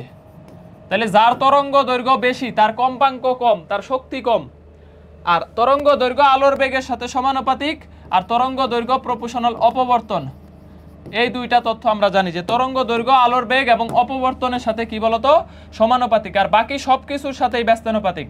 তাহলে আমাদের যখন প্রিজমের ভিতর দিয়ে একটা আলো যায়, বেনিয়া সহকলা হয় বেগুনি, নীল, আসমানি, সবুজ, হলুদ, কমলা, লাল। তাহলে কমলা, লাল। এখন দেখো বেগুনির তরঙ্গ দৈর্ঘ্য সব থেকে কম, লালের তরঙ্গ দৈর্ঘ্য সব থেকে বেশি। আমরা এগুলা ভৌত আলোতে পড়ে ফেলছি, এখানে আর বিস্তারিত আলোচনা না করি। বেনিয়া সহকলা ল্যামডা বাড়ে, লালের সব থেকে বেশি। আবার এইদিকে বেগুনির ল্যামডা সব থেকে কম, ঠিক আছে? তাহলে বেনিয়া সহকলাতে বেনিয়া সহকলা এখানে লালের ল্যামডা বেশি, ল্যামডা বাড়ে। আর যদি এই দিকে আসো তাহলে ল্যামডা কি হয়, কমে। তাহলে আমাদের বেগুনির ল্যামডা সব থেকে কম, তাহলে বেগুনির এই সব বেশি হবে, বিচ্যুতি বেশি হবে। তাহলে বেগুনি আলো আসলে দেখা যাবে না, কিন্তু লালের বিচ্যুতি সব থেকে কম হবে, এই জন্য দূর থেকে লাল আলো দেখা যাবে, ঠিক আছে? তারপরে আরো জিনিস দেখছি যে আমাদের কাছে লাল আলোর বেগ, এই যে যার তরঙ্গ দৈর্ঘ্য বেশি তার বেগ বেশি, যার তরঙ্গ দৈর্ঘ্য বেশি তার বেগ বেশি। লাল আলোর বেগ বেগুনি অপেক্ষা 1.8 গুণ বেশি। তারপরে বিচ্ছুরণের ফলে প্রতিসরণের মাধ্যমে রংধনু বা রামধনু সৃষ্টি হয়। তাহলে রংধনু সৃষ্টির কারণ কি? এই যে কেউ যদি প্রশ্ন করে, সায়েন্সের স্টুডেন্ট, বলবা যে বৃষ্টির পরে এই যে রংধনু দেখা যায়, কেন রংধনু? এমনি এমনি সৃষ্টি হয় না, এটা আলোর বিচ্ছুরণের কারণে হয় এবং প্রতিসরণের মাধ্যমে হয়, ঠিক আছে? সূর্যের আলোর বিক্ষেপণের জন্য আকাশ নীল দেখায়, সায়েন্সের পোলাপান কি বলবে? আলোর বিক্ষেপণের কারণে নীল। আকাশ লাল দেখায় সূর্যাস্তের সময়, কেন দেখায়? এই বিক্ষেপণের কারণে। তাহলে চাঁদের আকাশ কালো কেন? চাঁদে কোনো বিক্ষেপণ হয় না, চাঁদে বায়ুমণ্ডল নাই। তারপরে আরেকটা জিনিস আছে, হলুদ মধ্যরাশি, বেনিয়া সহকলা, হলুদকে বলা হয় মধ্যরশি আর কি। দেখো এই যে এগুলা কিন্তু মোটামুটি হুটহাট চলে আসতে পারে, বিক্ষেপণের জন্য নীল দেখায়। এটা আমার ইয়ারে আসছে সিইউ, হ্যাঁ সিইউ 16-17 আমি পরীক্ষা দিছি, ওই ইয়ারে আসছিল।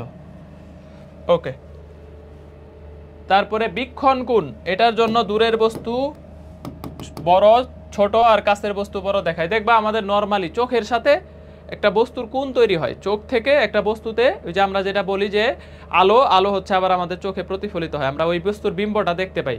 তো যত দূরে হয় তার বীক্ষণ কোণটা তত ছোট হয়ে যায়। তো যত দূরত্ব বেশি তাহলে বীক্ষণ কোণ কি হয়ে যায়, ছোট হয়ে যায়। তাহলে দূরের বস্তু কি হয়, ছোট দেখতে পাই। আমরা দেখি না দূর থেকে যাইতেছে অনেক ছোট, দেখবে একটা টাওয়ারের উপর একটা মানুষকে কাওয়ার মতো মনে হয় যে একটা কাক, একটা টাওয়ার, সিম্পল একটা টাওয়ারে যদি উঠে মনে হয় যে একটা কাকের মতো। কেন হয়? যে বীক্ষণ কোণের মানটা হচ্ছে কমে যায়। তাহলে বীক্ষণ কোণ এটা হচ্ছে ডিপেন্ড করে। তাহলে বীক্ষণ কোণের কারণে দূরের বস্তু ছোট এবং কাছের বস্তু বড় দেখা যায়। আরেকটা হচ্ছে শূন্য স্থানে আলোর বিচ্ছুরণ হয় না, দরকার নাই। এই যে প্রাথমিক বর্ণ, মূল বর্ণ, এই জিনিসগুলো দেখে রাখবা। লাশনি, হ্যাঁ এটা মনে রাখতে পারো, প্রাথমিক বর্ণগুলো আসে লাশনি, লাল সবুজ নীল, লাশনি দিয়ে মনে রাখতে পারো, লাল সবুজ নীল। তারপরে হচ্ছে বিক্ষেপণ কম, লাল আলোর বিক্ষেপণ কম, দূর থেকে দেখা যায়, বিপদ সংকেত এই কারণে ব্যবহার করে। ওই যে যেটা বললাম যে সূর্যাস্তের সময় আকাশ লাল দেখায় বিক্ষেপণের কারণে। লাল আলোর সবই কম, শুধু বিক্ষেপণ কম না, লাল আলোর বিচ্যুতি কম, বিচ্ছুরণ কম। লাল আলোর সবই কম, হ্যাঁ এটার বিচ্যুতি কম। লাল আলোর তরঙ্গ দৈর্ঘ্য বেশি, তারপরে এর হচ্ছে বিচ্ছুরণ কম, এর বিক্ষেপণ কম, সবই কম, লাল আলোর সবকিছুই কম। দেখো কোন দুটি আলোর জন্য কৌণিক বিচ্ছুরণ সর্বাধিক? ভৌত আলোতে পড়াইছি না, বলো অ্যান্সার দাও। অলমোস্ট শেষ দিকে চলে আসছি আমরা। কোন আলোর জন্য? যাদের ল্যামডার পার্থক্য বেশি, ল্যামডা এর পার্থক্য বেশি, তরঙ্গ দৈর্ঘ্যের পার্থক্য বেশি হইলে কৌণিক বিচ্ছুরণ কি হবে? বেশি। এটা মেডিকেলে চলে আসছে, এইবার জিএসটিতে চলে আসছে এটা, হ্যাঁ এইবার গুচ্ছ জিএসটি 24-25-এ এটা চলে আসছে। গুচ্ছ 24-25-এ জেনারেল সায়েন্স টেকনোলজিতে আসছে যে যাদের তরঙ্গ দৈর্ঘ্যের পার্থক্য বেশি তাদের হচ্ছে কি বলতো, কৌণিক বিচ্ছুরণ সর্বাধিক। তাহলে এই যে বেনিয়া সহকলা, দেখো বেনিয়া সহকলা, এইখানে বেগুনি, নীল, আসমানি, লাল। তাহলে লাল এবং বেগুনির তরঙ্গ দৈর্ঘ্যের পার্থক্য সব থেকে বেশি, এইটা একটা এই বর্ডারে, একটা এই বর্ডারে। তাহলে বেগুনি এবং লাল এই দুইটার তরঙ্গ দৈর্ঘ্যের পার্থক্য সব থেকে বেশি। দেখো অপশনে বেগুনি লাল আছে কিনা, নাই। তাহলে আমরা দেখব নীল আর লাল। তারপরে দেখবো নীল আর লাল, এদের তরঙ্গ দৈর্ঘ্যের পার্থক্য বেশি। তাহলে এই যে দেখো নীল লাল আছে, তারপরে দেখবো নীল লাল, ঠিক আছে। তাহলে বেগুনি লাল নীল লাল, নীল লাল এদের হচ্ছে আমাদের কি বলতো তরঙ্গ দৈর্ঘ্যের পার্থক্য। যদি অপশনে বেগুনি লাল থাকতো তাহলে ওইটাই অ্যান্সার। যাদের তরঙ্গ দৈর্ঘ্যের পার্থক্য সব থেকে বেশি, মানে একটা এই বর্ডারে একটা ওই বর্ডারে, তাহলে এদের হচ্ছে বিচ্ছুরণ, কৌণিক বিচ্ছুরণ সর্বাধিক। এবার গুচ্ছতে আসছে, মেডিকেলে গতবার আসছিল। রং ধনুর সাথে সামঞ্জস্যপূর্ণ নয় কোনটা? দেখো প্রতিসরণ, বিচ্ছুরণ, প্রতিফলন সবগুলাই সামঞ্জস্যপূর্ণ। এটা মেডিকেলে আসছে। বিরলীকরণ এরকম কোনো নাম আমরা শুনি নাই, এটাই অ্যান্সার, এটাই অ্যান্সার। এরপরে দেখো প্রাথমিক বর্ণ নয় কোনটা? লাশনি, লাশনি, লাশনি বেগুনি প্রাথমিক বর্ণ নয়, ঠিক আছে। প্রাথমিক বর্ণটা চলে আসে, এই যে ডেন্টালে চলে আসছে লাশনি। লাল সবুজ নীল, লাল সবুজ নীল এগুলা প্রাথমিক বর্ণ। তারপরে দেখো আমাদের হচ্ছে কোন রঙের বিচ্যুতি সব থেকে বেশি? বেনিয়া সহকলা, বেগুনির বিচ্যুতি সব থেকে বেশি। বেগুনির জার ল্যামডা কম, জার ল্যামডা সব থেকে কম, জার ল্যামডা সব থেকে কম। এই জিনিসগুলা আমাদের ভৌত আলোতেও আসছে, জ্যামিতিক আলোতেও আছে। জার ল্যামডা সব থেকে কম। হ্যাঁ, পরে দেখো কোন বর্ণের রশ্মিকে বলা হয় মধ্যরশ্মি? মধ্যরশ্মি বলা হয় আমাদের কাকে? হলুদ। ডেন্টালের প্রশ্ন, এই যে ডেন্টাল মেডিকেলে টানা আসে, দেখো মেডিকেলে আসলো, এটা ডেন্টালে আসলো। নিচের কোন রঙের বিচ্যুতি সব থেকে বেশি? অলরেডি তো পরে ফেললাম, বেগুনি। বেগুনির বিচ্যুতি সব থেকে বেশি, তরঙ্গ দৈর্ঘ্য যার যত কম তার বিচ্যুতি তত বেশি। তারপরে হচ্ছে সমবাহু প্রিজম, প্রিজম পরে ফেলছি, প্রিজম পরে ফেলছি। এখন দেখো, এখন দেখো একটা পুকুরের তলদেশে একটা মাছ আছে, খারাপভাবে দেখলে এটা আমরা নরমালি একটা জিনিস দেখবা, একটা বালতি বা একটা গ্লাস, দেখবা একটা বালতি বা একটা কি বলতো গ্লাস, ধরো একটা গ্লাস, এটা একটা গ্লাস, হ্যাঁ এটা একটা গ্লাস। তাহলে এই গ্লাসে দেখবা যে হচ্ছে যখন পানি দিছো, মনে হবে যে এইটার গ্লাসের মধ্যে একটা পয়সা রাখছো, পয়সাটা উপরে মনে হবে। দেখবা একটা স্বচ্ছ কাচের গ্লাসে আজকে পানি নিয়ে ট্রাই করতে পারো, দেখবা যে গ্লাসের মধ্যে পয়সা বা কিছু একটা রাখলে মনে হবে এটা অনেক উপরে আছে। এটার যে গ্লাসের দৈর্ঘ্য প্রকৃতপক্ষে যতটুকু অতটুকু মনে হবে না, এটার আমাদের চোখের কারণে হয়, ঠিক আছে। দেখো তাইলে আমরা এটার একটা কনসেপ্ট আছে, একটু শিখে ফেলি। এটার একটা কনসেপ্ট আছে, ধরো এটা পুকুর, পুকুরের একদম প্রকৃত গভীরতা, প্রকৃত গভীরতা। তো এইখান থেকে ধরো আমাদের কি করছো, তোমার চোখ, ধরো এটা হচ্ছে চোখ থেকে দৃষ্টি দিছো, ধরো এটা তোমার চোখ থেকে হচ্ছে কি করছো, দৃষ্টি দিছো। তাহলে তুমি দেখতেছো যে এইটা মনে হচ্ছে এইখানে আছে, বস্তুটা তোমার কাছে মনে হবে যে এই পয়েন্টে আছে। তাহলে এই যে এইটুকু এইখান থেকে মনে হচ্ছে বস্তুটা আসলে প্রকৃতপক্ষে পুকুরের তলদেশ এইখানে আছে। তার মানে এইটুকু হচ্ছে আমার মনে হচ্ছে, এটা আপাত দৃষ্টিতে, তাহলে এটা আপাত গভীরতা, এটা আপাত গভীরতা, ঠিক আছে, আপাত গভীরতা। আর এই যে পুকুরের প্রকৃত গভীরতা হচ্ছে এটা, এটা হচ্ছে প্রকৃত গভীরতা। একটাই ফর্মুলা, সিম্পল ফর্মুলা। তাহলে প্রকৃত গভীরতা আর আপাত গভীরতার অনুপাত, প্রকৃত গভীরতা ডিভাইডেড বাই আপাত গভীরতা, এটা এবার মনে হয় আরেওতে আসছে। হ্যাঁ, প্রকৃত গভীরতা ডিভাইডেড বাই আপাত গভীরতা, আপাত গভীরতা ইকুয়াল হচ্ছে প্রতিসরাঙ্ক, ইকুয়াল প্রতিসরাঙ্ক, ঠিক আছে। তাহলে প্রকৃত গভীরতা আর আপাত গভীরতার অনুপাত একটা ধ্রুব সংখ্যা, যেটারে কি বলে? প্রতিসরাঙ্ক মিউ বলে। তুমি চোখ থেকে দৃষ্টি দিছো, মনে হচ্ছে বস্তুটা এই জায়গায় আছে, তার মানে এইটুকু আমার কাছে আপাত দৃষ্টিতে মনে হচ্ছে, কিন্তু পুকুরটা প্রকৃতপক্ষে এতটুকু গভীর, তাহলে প্রকৃত গভীরতা বেশি হবে। ধরো এটাকে ধরলা ইউ আর এটাকে ধরলা আপাত গভীরতা ভি, তাহলে U is greater than B, ঠিক আছে। প্রকৃত গভীরতার ভ্যালুটা কি হবে? আপাত গভীরতার চাইতে বড় হবে। তাহলে এখন দেখো আপাত গভীরতা, কোন পুকুরের তলদেশে একটা মাছকে খারাপভাবে দেখতেছো, তোমার হচ্ছে কত? 3 মিটার নিচে দেখা যাচ্ছে। তাহলে পানির প্রতিসরাঙ্ক এত হইলে প্রকৃত গভীরতা কত? তাহলে কমন সেন্স থেকে উত্তর দাও যে 3 মিটারের চাইতে বড় হবে না, প্রকৃত গভীরতা আপাতর চাইতে বড় হবে, এরকম অপশন দেখো একটা আছে, তাহলে অ্যান্সার এটাই। তাহলে আমি আর ম্যাথ করব না, দেখবো যে প্রকৃত গভীরতাটা আপাতর চাইতে কি হবে? বেশি হবে। দেখবা পানি যদি রাখো গ্লাসের উপর বা বালতিতে, স্বচ্ছ পানি রাখছো, দেখবা মনে হবে এটা আসলে যদি মানে এরকম 1 মিটার হয়, দেখবা যে মনে হবে যে এটা 0.5 মিটার উপরে, এরকম মনে হবে। ওকে ওকে, তাহলে দেখো আমাদের হচ্ছে কোন পুকুরের তলদেশে একটা মাছকে খারাপভাবে দেখলে 3 মিটার নিচে দেখা যায়, তাহলে পানির প্রতিসরাঙ্ক 4/3 হলে প্রকৃত গভীরতা কত? প্রকৃত গভীরতা কত? তাহলে প্রকৃত গভীরতা ইকুয়াল, দেখো প্রকৃত গভীরতা ইকুয়াল, প্রকৃত গভীরতা ইকুয়াল আমাদের প্রতিসরাঙ্ক হচ্ছে 4/3 ইন্টু আপাত গভীরতা 3 ইকুয়াল 4 মিটার। 4 মিটার। এটা ঢাকা ভার্সিটি 19-20 প্রশ্ন, ডি 19-20 আসছে, ডিউ 19-20, ডিউ 19-20। তাহলে এই যে প্রকৃত আর আপাতর গভীরতার বিয়োগ ফলটা হচ্ছে সরণ, আপাত সরণ। যদি তোমার কাছে এটা চাবে না, আপাত সরণ যদি চায় তাহলে প্রকৃত মাইনাস আপাত, প্রকৃত মাইনাস আপাত, তাহলে এই যে 4 - 3 ইকুয়াল 1 মিটার। সরণ কতটুকু আপাত পক্ষে? 1 মিটার। ঠিক আছে, আপাত সরণ যদি চাই যে কতটুকু সে আসলে উপরে মনে হচ্ছে, কতটুকু উপরে মনে হচ্ছে বা কতটুকু এদের ডিফারেন্সটা আপাত আর প্রকৃতর মধ্যে, তাহলে প্রকৃত মাইনাস আপাত করে দিবে 1 মিটার ডিস্টেন্স। ওকে ওকে। দূরবীক্ষণ যন্ত্র, এখানে কিছু দূরবীক্ষণ যন্ত্রের নাম আছে। একটা হচ্ছে দেখো প্রতিসরণ, আর একটা হচ্ছে প্রতিফলন বা প্রতিফলক। রিফ্লেক্টিং আর একটা হচ্ছে রিফ্র্যাক্টিং। জাস্ট নামগুলা, উদাহরণ। এখান থেকে মেডিকেল ডেন্টালে যারা দিবা অনলি উদাহরণ, অনলি উদাহরণ ভালো করে শিখলেই হবে। এই যে দেখো নোভো বা জ্যোতিষ দূরবীক্ষণ যন্ত্র, ভূ দূরবীক্ষণ যন্ত্র, গ্যালিলিও দূরবীক্ষণ যন্ত্র। আরেকটা হচ্ছে নিউটন গ্রেগরি হার্সেল। মনে রাখতে পারো, শর্টলি মনে রাখার জন্য প্রতিফলক নিগ্রহ। ঠিক আছে, নিগ্রহ দিয়ে মনে রাখতে পারো, নিগ্রহ, Newton Gregory Herschel, Newton Gregory Herschel. আর এটা হচ্ছে ভূতে নিয়ে গেল, এরকম মনে রাখতে পারো যে ভূতে নিয়ে গেল, ভূতে নিয়ে গেল। ঠিক আছে, তাহলে দেখো ভূ দূরবীক্ষণ যন্ত্র, তারপরে হচ্ছে নভো দূরবীক্ষণ যন্ত্র বা জ্যোতিষ দূরবীক্ষণ যন্ত্র, আর গেল হচ্ছে গ্যালিলিও দূরবীক্ষণ যন্ত্র। ছন্দ দিয়ে মনে রাখতে পারো, নিজের মতো বানায় নিবা আর কি, নিজের মতো বানায় নিবা। তাহলে প্রতিফলক হচ্ছে নিগ্রহ, Newton Gregory Herschel, Newton Gregory Herschel. আর এটা হচ্ছে ভূতে নিয়ে গেল, তাহলে ভূ নভো, আর একটা হচ্ছে গেল থেকে গ্যালিলিও, গেল থেকে গ্যালিলিও। চোখের ত্রুটি, চোখের ত্রুটি অনেকগুলো হইতে পারে। হ্যাঁ, এই যে ক্ষীণ দৃষ্টি সব থেকে বেশি আসে এটা। তারপরে দীর্ঘদৃষ্টি, দীর্ঘদৃষ্টি বা হাইপারমেট্রোপিয়া, এটা দীর্ঘদৃষ্টি, এটা দূর করার জন্য উত্তল লেন্স লাগে। আর ক্ষীণ দৃষ্টি হচ্ছে আমাদের কি লাগে বলতো? অবতল লেন্স লাগে, অবতল লেন্স লাগে। এই দুইটাই পরীক্ষায় আসে, পরীক্ষায় এই দুইটাই আসলে আমাদের আসে, পরীক্ষায় এই দুইটাই আসে, বাকি দুইটা লাগবে না। জটিল অনুবীক্ষণ যন্ত্রে জটিল উল্টো বিবর্ধিত প্রতিবিম্ব শেষ মনে হয় না?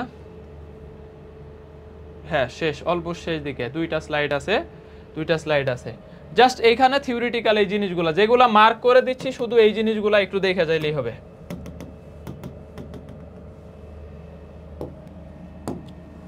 দেখো আরেকটা তথ্য অ্যাড করো, মোটর সাইকেলে এটা হুটহাট চলে আসে। হ্যাঁ, মোটর সাইকেলে, মোটর সাইকেল, মোটর সাইকেলে পিছনের বস্তু দেখতে, পিছনের বস্তু দেখতে কোন ধরনের লেন্স ব্যবহার করা হয়? উত্তল দর্পণ ব্যবহার করা হয়। হ্যাঁ, উত্তল দর্পণ ব্যবহৃত হয়। তাহলে মোটর সাইকেলে পিছনের বস্তু দেখার জন্য কোন ধরনের দর্পণ ব্যবহার করা হয়? এই থিওরিটিক্যাল প্রশ্নটাও চলে আসে।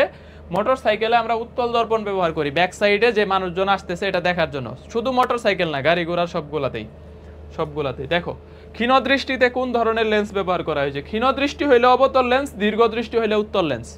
জাস্ট এই দুইটা তথ্য আমাদের এখান থেকে চলে আসে। ক্ষীণ দৃষ্টি মায়োপিয়া আর একটা হাইপারমেট্রোপিয়া, এটাতে হচ্ছে অবতল লেন্স, উত্তল লেন্স।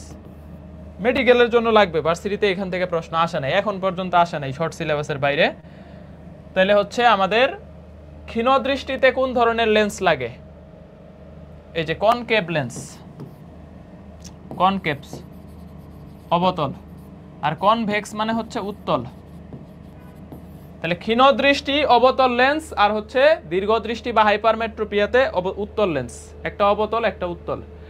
এখন দেখো এখানে একটা প্রশ্ন আছে, এই প্রশ্নটা পড়ানোর আগে আমি তোমাদেরকে হচ্ছে একটা জিনিস একটু দেখাই দিই যে 20 সেন্টিমিটার, একটু খেয়াল করো, 20 সেন্টিমিটার ফোকাস দূরত্ব বিশিষ্ট উত্তল লেন্স থেকে কত দূরে বস্তু রাখলে বাস্তব বিম্বের আকার বস্তুর আকারের 3 গুণ হবে? এইটা পড়ানোর আগে ওই যে যেই টপিকসটা তোমাকে বললাম যে এখান থেকে একটা জিনিস একটু দেখে রাখবা। হ্যাঁ, সিম্পল, যে আমরা 9-10-এ পড়ছি লেন্সের সাধারণ সমীকরণ, লেন্সের সাধারণ সমীকরণ। দেখো লেন্সের সাধারণ সমীকরণ, লেন্সের সাধারণ সমীকরণ, এই জিনিসটা একটু তোমরা দয়া করে এখান থেকে দেখে রাখবা। লেন্সের সাধারণ সমীকরণ হচ্ছে এই যে 1/u plus 1/v equal 1/f, 1/f। হ্যাঁ, তাহলে এখানে পরিচয়টা একটু লিখে দেই, পরিচয়টা একটু লিখে দেই। দেখো তাহলে ইউ হচ্ছে বস্তুর দূরত্ব, ইউ হচ্ছে বস্তুর দূরত্ব, বি হচ্ছে বিম্বের দূরত্ব, বিম্বের দূরত্ব, বিম্ব বি, তাহলে বিম্ব যদি বাস্তব হয় তাহলে দূরত্ব পজিটিভ, বাস্তব হইলে বিম্বের দূরত্ব পজিটিভ। আর অবাস্তব বিম্ব, প্রশ্নে যদি বলে যে অবাস্তব বিম্ব তাহলে বিম্বের দূরত্ব নেগেটিভ। যদি বলে বিম্ব বাস্তব বিম্ব, বাস্তব বিম্বের দূরত্ব কত হবে, তাহলে বাস্তব বিম্বের দূরত্বটা হবে কি হবে বলো তো, পজিটিভ। আর যদি বলো অবাস্তব বিম্ব তাহলে নেগেটিভ। আরেকটা হচ্ছে তাহলে বস্তুর দূরত্ব, বিম্বের দূরত্ব, আর এফ হচ্ছে ফোকাস দূরত্ব, এফ হচ্ছে ফোকাস দূরত্ব, ফোকাস দূরত্ব। এইখানে এই তিনটা ডাটা দেওয়া থাকবে, তিনটার যে কোনো দুইটা ডাটা দেওয়া থাকবে আর একটা বাইর করতে হবে। এখানে তিনটার যে কোনো দুইটা ডাটা দেওয়া থাকবে আর একটা বাইর করতে হবে। ধরো তোমাকে এখানে ফোকাস দূরত্ব দেওয়া আছে 30, ধরো ফোকাস দূরত্ব দেওয়া আছে 30 সেন্টিমিটার। তারপরে তোমার হচ্ছে এই এটা দেওয়া আছে কত বলো তো, ইউ এর দূরত্ব দেওয়া আছে ধরো 60 সেন্টিমিটার দূরে বস্তু রাখলে বিম্বের দূরত্ব কত হবে বলো। অথবা সরাসরি ফোকাস দূরত্ব না দিয়ে বক্রতার ব্যাসার্ধও দিতে পারে, যে বক্রতার ব্যাসার্ধ ইকুয়াল টু হচ্ছে 60 সেন্টিমিটার, তাহলে তুমি এখান থেকে ফোকাস দূরত্ব বক্রতার ব্যাসার্ধের অর্ধেক এটা বাইর করে নিবা। সরাসরি ফোকাস দূরত্ব না দিয়ে বক্রতার ব্যাসার্ধ দিয়ে দিবে, বলবে বক্রতার ব্যাসার্ধ 60 সেন্টিমিটার, তাহলে ফোকাস দূরত্ব বক্রতার ব্যাসার্ধের অর্ধেক, তাহলে অর্ধেক হইলে দেখো ফোকাস দূরত্বটা হবে এটার 2 দিয়ে ভাগ করলে 30 সেন্টিমিটার। এখন একটাই ফর্মুলা, লেন্সের সাধারণ সমীকরণ 1/u + 1/v = 1/f। তাহলে দেখো বিম্বের দূরত্ব বাইর করবা 1/v = 1/f - 1/ কত u, কত 60। তাহলে দেখো আমাদের এখানে 60 কমন নিলে 2 - 1 = 1/60,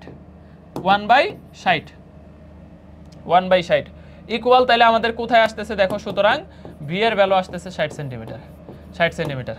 এই যে দেখো তাহলে এইখানে বিম্বটা কেমন হচ্ছে, তাহলে যদি বিবর্ধন বাইর করতে বলে দেখো বিবর্ধনের মান আসতেছে 1, তাহলে লক্ষ্য বস্তুর সমান বিম্ব, ঠিক আছে, লক্ষ্য বস্তুর সমান বিম্ব, লক্ষ্য বস্তুর সমান কি হচ্ছে বিম্ব হচ্ছে। তাহলে বিম্ব খর্বিত হচ্ছে না বিবর্ধিত হচ্ছে না, বিম্বের আকারটা কেমন হবে লক্ষ্য বস্তুর সমান। দেখো বস্তুর দূরত্ব কত 60, বিম্বের দূরত্ব কত 60, তাহলে এখানে আমাদের বিবর্ধন বাইর করলে বস্তুর দূরত্ব আর বিম্বের দূরত্বর যে ভাগফলটা তাহলে কত আসতেছে 1 আসতেছে, তাহলে বিম্ব হবে লক্ষ্য বস্তুর সমান। এত ডিপ থেকে প্রশ্ন দিবে না, ফুল সিলেবাস থাকলে এগুলা দিত, বাট তুমি সিম্পলি জাস্ট এই ফর্মুলাটা একটু শিখে রাখো যে বিম্বের দূরত্ব বস্তুর দূরত্ব ফোকাস দূরত্ব যে কোনো দুইটা ডাটা দেওয়া আছে আর একটা বাইর করতে পারবা কিনা, একটা সিম্পল সমীকরণ, এটা লেন্সের সাধারণ সমীকরণ। এখন আমি তোমাকে লাস্ট একটা জিনিস একটু বলি, দেখো লাস্ট একটা জিনিস একটু তোমাকে এখান থেকে বলি, যেটা হচ্ছে একটু খেয়াল করো যে বস্তু কোথায় রাখলে বিম্ব কোথায় হবে একটু দেখো। এইটাও আসে না পরীক্ষায়, বাট শিখে রাখা ভালো মেডিকেল ডেন্টালের জন্য। এটা ইনফিনিটি হচ্ছে 1, এটা হচ্ছে আমাদের আলোক কেন্দ্র অথবা 2f, আলোক কেন্দ্র বা 2f। সি হচ্ছে, সি এর আরেক নাম হচ্ছে আলোক কেন্দ্র। এই নামগুলা তোমাদের নতুন মনে হইতে পারে যেহেতু অনেক দিন থেকে পড়াতে নাই। আলোক কেন্দ্র বা 2f দূরত্ব, আর এটা হচ্ছে আমাদের প্রধান ফোকাস, এফ হচ্ছে প্রধান ফোকাস। তাহলে এফটাকে দাও 5,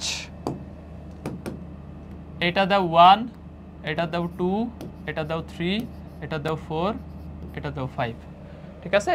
খেয়াল করো জাস্ট একটা সিম্পল ফর্মুলা মনে রাখবা যে বস্তুর দূরত্ব আর বিম্বের দূরত্ব এই দুইটার যোগফল হচ্ছে 6, ঠিক আছে। u + v = কত 6। এখন দেখো তোমাকে প্রশ্ন দিবে বস্তু কোথায় রাখলে বিম্ব কোথায় হবে, বস্তু কোথায় রাখলে বিম্ব কোথায় হবে, এই প্রশ্নটা তোমাকে এখান থেকে দিতেই পারে চাইলে। বস্তু কোথায় রাখলে বিম্ব কোথায় হবে, এখান থেকে জাস্ট একটা প্রশ্ন। দেখো ধরো আমি তোমাকে বললাম বস্তু প্রধান ফোকাসে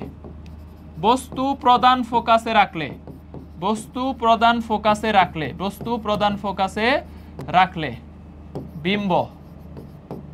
দেখো বস্তু প্রধান ফোকাসে রাখছো, আমি জাস্ট একটা জিনিস তোমাকে শিখাই দিছি, ইনফিনিটি, এটা অসীম। ইনফিনিটি মানে হচ্ছে অসীম, অসীমের মান কত 1। তারপরে আলোক কেন্দ্র বা 2f এর মান কত 3, তাহলে অসীম আর আলোক কেন্দ্র এর মাঝামাঝি ভ্যালু কত 2। তারপর হচ্ছে এটা প্রধান ফোকাস কত, f এর ভ্যালু কত 5, তাহলে প্রধান ফোকাস এবং হচ্ছে আলোক কেন্দ্রের মাঝামাঝি কত 4। জাস্ট একটা জিনিস বলছি যে বস্তু প্রধান ফোকাসে রাখছি, বিম্ব কোথায়, শুধু তোমাকে বলছি যে u + v = 6, u + v = 6।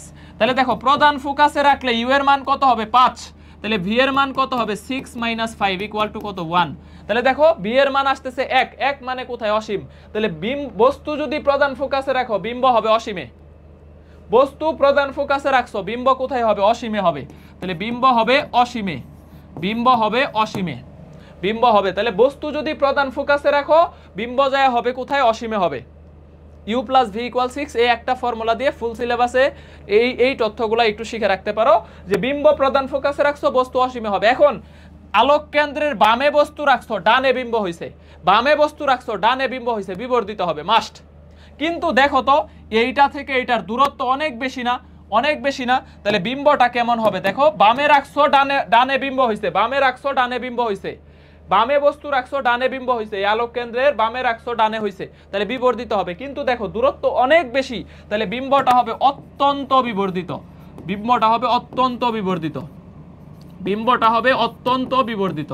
ঠিক আছে, অত্যন্ত বিবর্ধিত। এখন দেখো আরো একটা তথ্য যদি তোমাকে বলি, ধরো আমি তোমাকে বলছি যে এখন বস্তু অসীমে রাখছো, বস্তু অসীমে রাখলে, বস্তু অসীমে রাখলে কি হবে দেখো, বস্তু অসীমে, এই টপিকসটাই শেষ টপিকস আর কি। বস্তু অসীমে রাখলে বিম্ব কোথায় হবে। এখন বলো তো যে বস্তু তুমি অসীমে রাখছো মানে কত, একে রাখছো, তাহলে বস্তু যদি একে রাখো v = 6 - 1 = 5, তাহলে 5 মানে কোথায় হবে প্রধান ফোকাসে হবে, প্রধান ফোকাসে। বিম্ব কোথায় হবে প্রধান ফোকাসে হবে, বিম্ব প্রধান ফোকাসে হবে। দেখো এখন বস্তু যদি একে রাখো তাহলে বিম্ব হয়ে যাবে প্রধান ফোকাসে, তাহলে প্রধান ফোকাসে বস্তু রাখলে বিম্ব হবে অসীমে, অসীমে বস্তু রাখলে বিম্ব হবে প্রধান ফোকাসে। এখন আলোক কেন্দ্রের ডানে বস্তু রাখছো বামে বিম্ব হইছে, ডানে বস্তু রাখছো বামে বিম্ব হইছে, তাহলে বিম্ব খর্বিত হবে। কিন্তু দেখো এত দূরত্ব, অনেক দূরত্ব, তাহলে এই বিম্বটা হবে কি বলতো অত্যন্ত খর্বিত, এই বিম্বটা হবে অত্যন্ত খর্বিত। খর্বিত মানে কি ছোট, খর্বিতর আরেক নাম হচ্ছে ছোট, খর্বিত মানে ছোট। ঠিক আছে, খর্বিত মানে হচ্ছে ছোট, ছোট বিম্ব, অত্যন্ত ছোট। তাহলে ডানে রাখছো বিম্ব এইদিকে চলে আসছে, বামে চলে আসছে, এবং তাহলে কি হবে খর্বিত বিম্ব হবে এবং অত্যন্ত খর্বিত হবে, অত্যন্ত খর্বিত হবে, অত্যন্ত খর্বিত হবে। জাস্ট একটা কিছু মনে রাখবা যে এই প্রধান ফোকাস এখানে u + v = 6, মানগুলা মনে রাখতে হবে 5 4 3 2 1। দেখো অসীম মানে 1, আলোক কেন্দ্র বা 2f হচ্ছে কত 3, প্রধান ফোকাস হচ্ছে 5, 2f এবং f এর মাঝখানে কত 4, তারপরে 2f এবং হচ্ছে অসীমের মাঝে কত 1 2। তাহলে এখন তোমাকে বলে দিবে যে অসীমে বস্তু রাখছো, তাহলে u এর মান কত 1, এই যে u + v = 6। তাহলে প্রধান ফোকাসে বস্তু রাখলে u এর ভ্যালু কত 5, তাহলে v এর ভ্যালু কত হবে 1, তাহলে বিম্ব হবে অসীমে, অসীমে বিম্ব হবে। তাহলে বামে রাখলে যদি বিম্বটা ডানে হয়ে যায় তাহলে এটা হচ্ছে খর্বিত।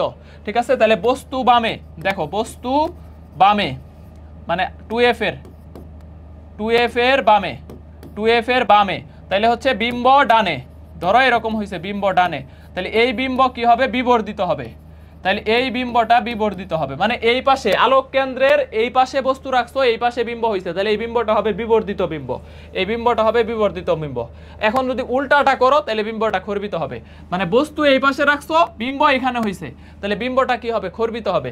আর এইটা থেকে দেখো অনেক ডিস্টেন্স না, তাহলে এটা হচ্ছে অত্যন্ত খর্বিত আর অত্যন্ত বিবর্ধিত। তাহলে এখান থেকে আমাকে 3 নাম্বার আরেকটা প্রশ্নের অ্যান্সার দাও তো।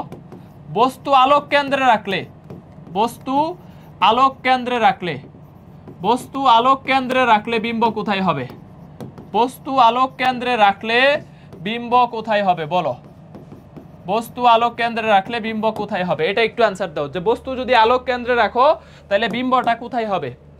আলোক কেন্দ্র বা 2f দূরত্বে রাখছো, বস্তু কত রাখছো 3 এ রাখছো, তাহলে দেখো বস্তু u + v = 6, তাহলে b এর ভ্যালু কত হবে দেখো 3ই হবে।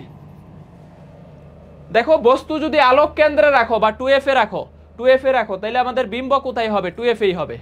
তাহলে বিম্ব বস্তু আলোক কেন্দ্রে রাখলে 2f এই হবে, মানে আলোক কেন্দ্র c বা 2f এই হবে। তাহলে দেখো বস্তুর দূরত্বও 3, বিম্বের দূরত্বও 3, তাহলে এখানে বিম্ব কি হবে লক্ষ্য বস্তুর সমান, তাহলে এইখানে কোনো খর্বিত বিম্ব না, লক্ষ্য বস্তুর সমান বিম্ব, লক্ষ্য বস্তুর কি হবে সমান বিম্ব হবে। ঠিক আছে, তাহলে তুমি এইখানে বস্তু রাখছো বিম্ব এখানেই হয়েছে, তাহলে এই বিম্বটা কেমন হবে লক্ষ্য বস্তুর সমান বিম্ব হবে, লক্ষ্য বস্তুর সমান বিম্ব হবে। ঠিক আছে, লক্ষ্য বস্তুর কি হবে সমান বিম্ব হবে। তাহলে আলোক কেন্দ্রে বস্তু রাখলে আলোক কেন্দ্রেই বিম্ব হবে, বিম্ব কোথায় হবে আলোক কেন্দ্রেই হবে। তারপরে হচ্ছে আমাদের লক্ষ্য বস্তুর সমান বিম্ব। এখন তোমাকে যদি আরো একটা বলি, তোমাকে যদি বলি যে 4 নাম্বার ধরো বস্তু কোথায় রাখছো, বস্তু এফ ও 2f এর মাঝে, এফ ও 2f এর মাঝে, বস্তু এফ ও 2f এর মাঝে রাখলে তাহলে বিম্ব কোথায় হবে বলো? এই যে বস্তু এফ এবং 2f এর মাঝে কত 4, তাহলে এফ আর 2f এর মাঝে রাখলে আমাদের বি এর ভ্যালু হবে, দেখো ভি এর ভ্যালু হবে 6 - 4 = 2। 2 মানে হচ্ছে অসীম ও 2f এর মাঝে, অসীম ও 2f এর মাঝে। তাহলে বিম্ব হবে অসীম এবং 2f এর মাঝে। বিম্ব কেমন হবে? অসীম এবং 2f এর মাঝে। তাহলে দেখো আমরা হচ্ছে বস্তু রাখলাম কই, এফ আর 2f এর মাঝে, এই যে 4 এ রাখলাম, এফ এবং 2f এর মাঝে বস্তু রাখলাম 4 এ। তাহলে বিম্বটা হবে কোথায়? 2 এ। 2টা কোথায়? যে আলোক কেন্দ্র আর অসীমের মাঝখানে, আলোক কেন্দ্র আর অসীমের মাঝখানে হচ্ছে 2। তাহলে বিম্বটা বস্তু যদি এফ আর 2f এ মানে 4 এ রাখো তাহলে বিম্ব হবে 2 এ, অসীম আর 2f এর মাঝখানে। তাহলে এই যে বামে বস্তু রাখছো, ডানে বিম্ব হইছে, কি রকম হবে? বিবর্ধিত বিম্ব। তাহলে বামে বস্তু রাখছো, ডানে বিম্ব হইছে, তাহলে কি রকম বিম্ব হবে? বিবর্ধিত বা বড় বিম্ব, বড় বিম্ব, বড় বিম্ব। ঠিক আছে, বড় বিম্ব। এখন যদি আমি তোমাকে আরেকটা জিনিস বলি, এখন তোমাকে যদি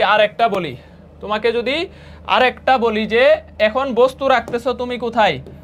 2f ও অসীমের মাঝে। এখন বস্তু রাখতেছো 2f ও অসীমের মাঝে রাখছো বস্তু, এখন 2f আর অসীমের মাঝে রাখছো। তার মানে এখন কোথায় রাখছো বলো? 2 এ রাখছো। এখন 2 এ রাখছো, দেখো বস্তু কোথায় রাখছো? 2f এবং অসীমের মাঝখানে রাখছো। বস্তু রাখছো 2f আর অসীম মানে 2 এ রাখছো, বস্তু 2 এ রাখছো। তাহলে বিম্বের দূরত্ব কত হবে বলো? 4 হবে। তাহলে 4 মানে কি? f আর 2f এর মাঝখানে। দেখো বস্তু যদি এখন তুমি 2 এ রাখো তাহলে বিম্ব হয়ে যাবে 6 থেকে 2 বাদ দিলে 4 এ, এখানে হয়ে যাবে। এখানে বস্তু রাখলে বিম্ব এখানে হবে, এইটা মানে কি? f আর 2f এর মাঝখানে হবে। তাহলে বস্তু যদি অসীম আর 2f এর মাঝে রাখো, এখানে রাখো, তাহলে বিম্ব হবে 4 এ এখানে। তাহলে ডানে রাখছো, বামে বিম্ব হইছে, খর্বিত বিম্ব হবে। তাহলে এই বিম্বটা কেমন হবে? খর্বিত বিম্ব। এই বিম্বটা কেমন হবে? খর্বিত।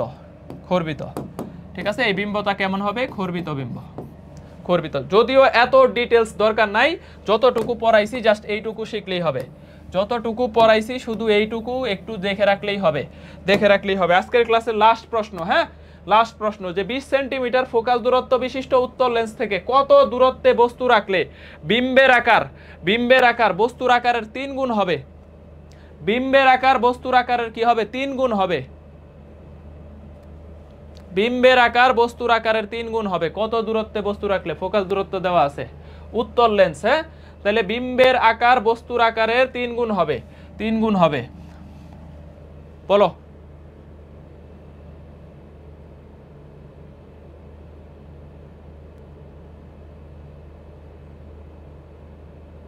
জাস্ট বিম্বের আকারটা বস্তুর আকার 3 গুণ, 1/u + 1/3u দিয়ে করলেই হবে। এই যে 1/u + 1/3u = 1 কত? 20।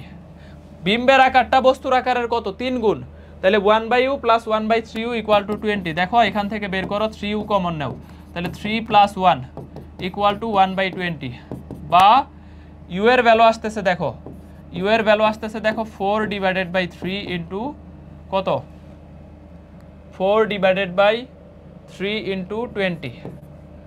তাহলে 4 20 80/3, 80/3 এত কত দূরত্বে বস্তু রাখলে? এত সেন্টিমিটার দূরত্বে, এত সেন্টিমিটার। ঠিক আছে, দেখো জাস্ট হচ্ছে বলছে 20 সেন্টিমিটার ফোকাস দূরত্ব বিশিষ্ট উত্তল লেন্স থেকে কত দূরত্বে বস্তু রাখলে বিম্বের আকার বস্তুর আকারের কি হবে? 3 গুণ হবে। এই যে 3 = v/u, 3 = v/u, আকারটা হচ্ছে 3 গুণ হবে। তাহলে এই যে v = 3u, v = কত? 3u।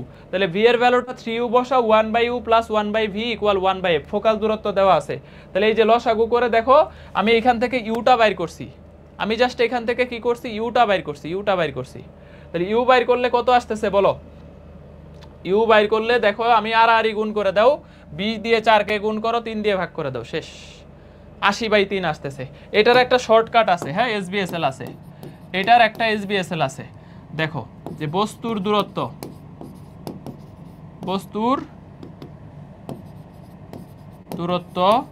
Equal m + 1 / m × f।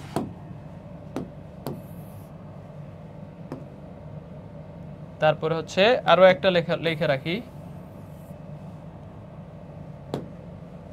বস্তুর দূরত্ব হচ্ছে m + 1, হ্যাঁ m+1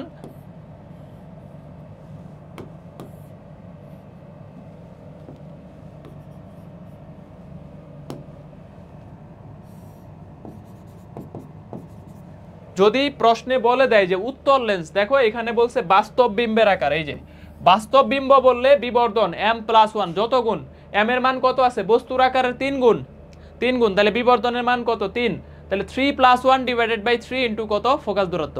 এটা হচ্ছে বিম্ব বাস্তব, বিম্ব বাস্তব। যদি দেখো বিম্ব বাস্তব অবাস্তব কিচ্ছু বলা নাই, শুধু উত্তর লেন্স বলা আছে, তাহলে বিম্ব বাস্তব ধরে করে ফেলবা।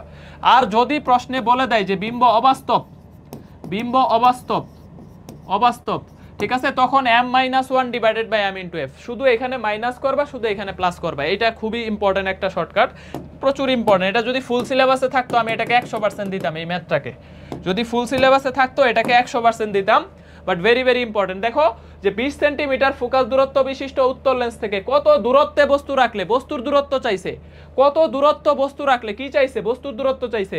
বাস্তব বিম্বের আকার বস্তুর আকারের 3 গুণ হবে, মানে বিবর্ধনের মান কত 3, তাহলে এই যে বিবর্ধনের মান 3 + 1 4 ডিভাইডেড বাই 3 ইনটু 20, এই যে 4 divided by 3 into 20 last line, এটাই শর্টকাট, এটাই শর্টকাট। আর যদি অবাস্তব হইতো তখন এখানে 3 - 1 2/3 ইনটু 20 হইতো, 2/3 ইনটু 20 হইতো, 2/3 ইনটু 20, ঠিক আছে, 2/3 ইনটু 20 সেন্টিমিটার, ডাবল সেন্টিমিটার হয়ে গেছে, এটা সেন্টিমিটার। সেন্টিমিটার দিবা না মিটার দিবা, এই যে একক যেটা দেওয়া থাকবে, এখানে একক আছে কত সেন্টিমিটার, তাহলে 100% সেন্টিমিটার হবে। ওকে, তাহলে এই পর্যন্ত হচ্ছে আমাদের পুরা জ্যামিতিক আলোক বিজ্ঞান ছিল। মোটামুটি জ্যামিতিক আলোক বিজ্ঞান এত কিছু লাগবে না, তাও আমি অনেক কিছু পড়াইছি। মোটামুটি হচ্ছে চ্যাপ্টারের এই পাশ থেকে ওই পাশ মেজরিটি জিনিসই পড়াই ফেলছি, হ্যাঁ, জ্যামিতিক আলো থেকে। তো জ্যামিতিক আলোর এইটুকু দেখলে তোমার আশা করি যে অনেক ভালো লেভেলের হচ্ছে প্রিপারেশন হয়ে যাবে। শর্ট সিলেবাসের বাইরে থেকে এতটুকু দেখলে অনেক ভালো প্রিপারেশন হয়ে যাবে ইনশাল্লাহ। আর জ্যোতির্বিজ্ঞান চ্যাপ্টারটা মাত্র 10 মিনিট, 10 মিনিটই পড়বা ভাই, আর বেশি লাগবে না। 10 মিনিট আমি ভিডিওটা লিঙ্ক এই ক্লাসের স্লাইডের লিঙ্কের নিচে, এই ক্লাসের স্লাইডের লিঙ্কের নিচে জ্যোতির্বিজ্ঞানের লিঙ্কটা দিয়ে দিব। যদিও আমি এটা পেজ থেকে পোস্ট দিয়েছিলাম যে মাত্র 10 মিনিটে জ্যোতির্বিজ্ঞান শেষ। তো ওই 10 মিনিট দেখলেই তোমার হচ্ছে হয়ে যাবে। আর ভৌত জগতের যে পিডিএফটা দিছি এটা কি পড়ছো তোমরা? ভৌত জগতের যে পিডিএফটা দিছি, বিজ্ঞানী কে কোনটা আবিষ্কার করছে, কোন যন্ত্রের কি ব্যবহার, ওইখানে সুন্দর করে লেখা নোটটা দিছি। নোটটা কি দেখছো তোমরা না দেখোই নাই? ভৌত জগৎ থেকে অঙ্ক আসলে তো শুধু ত্রুটিটা আসবে, ত্রুটি নির্ণয় তো ভালো করে শিখিয়ে ফেলছি।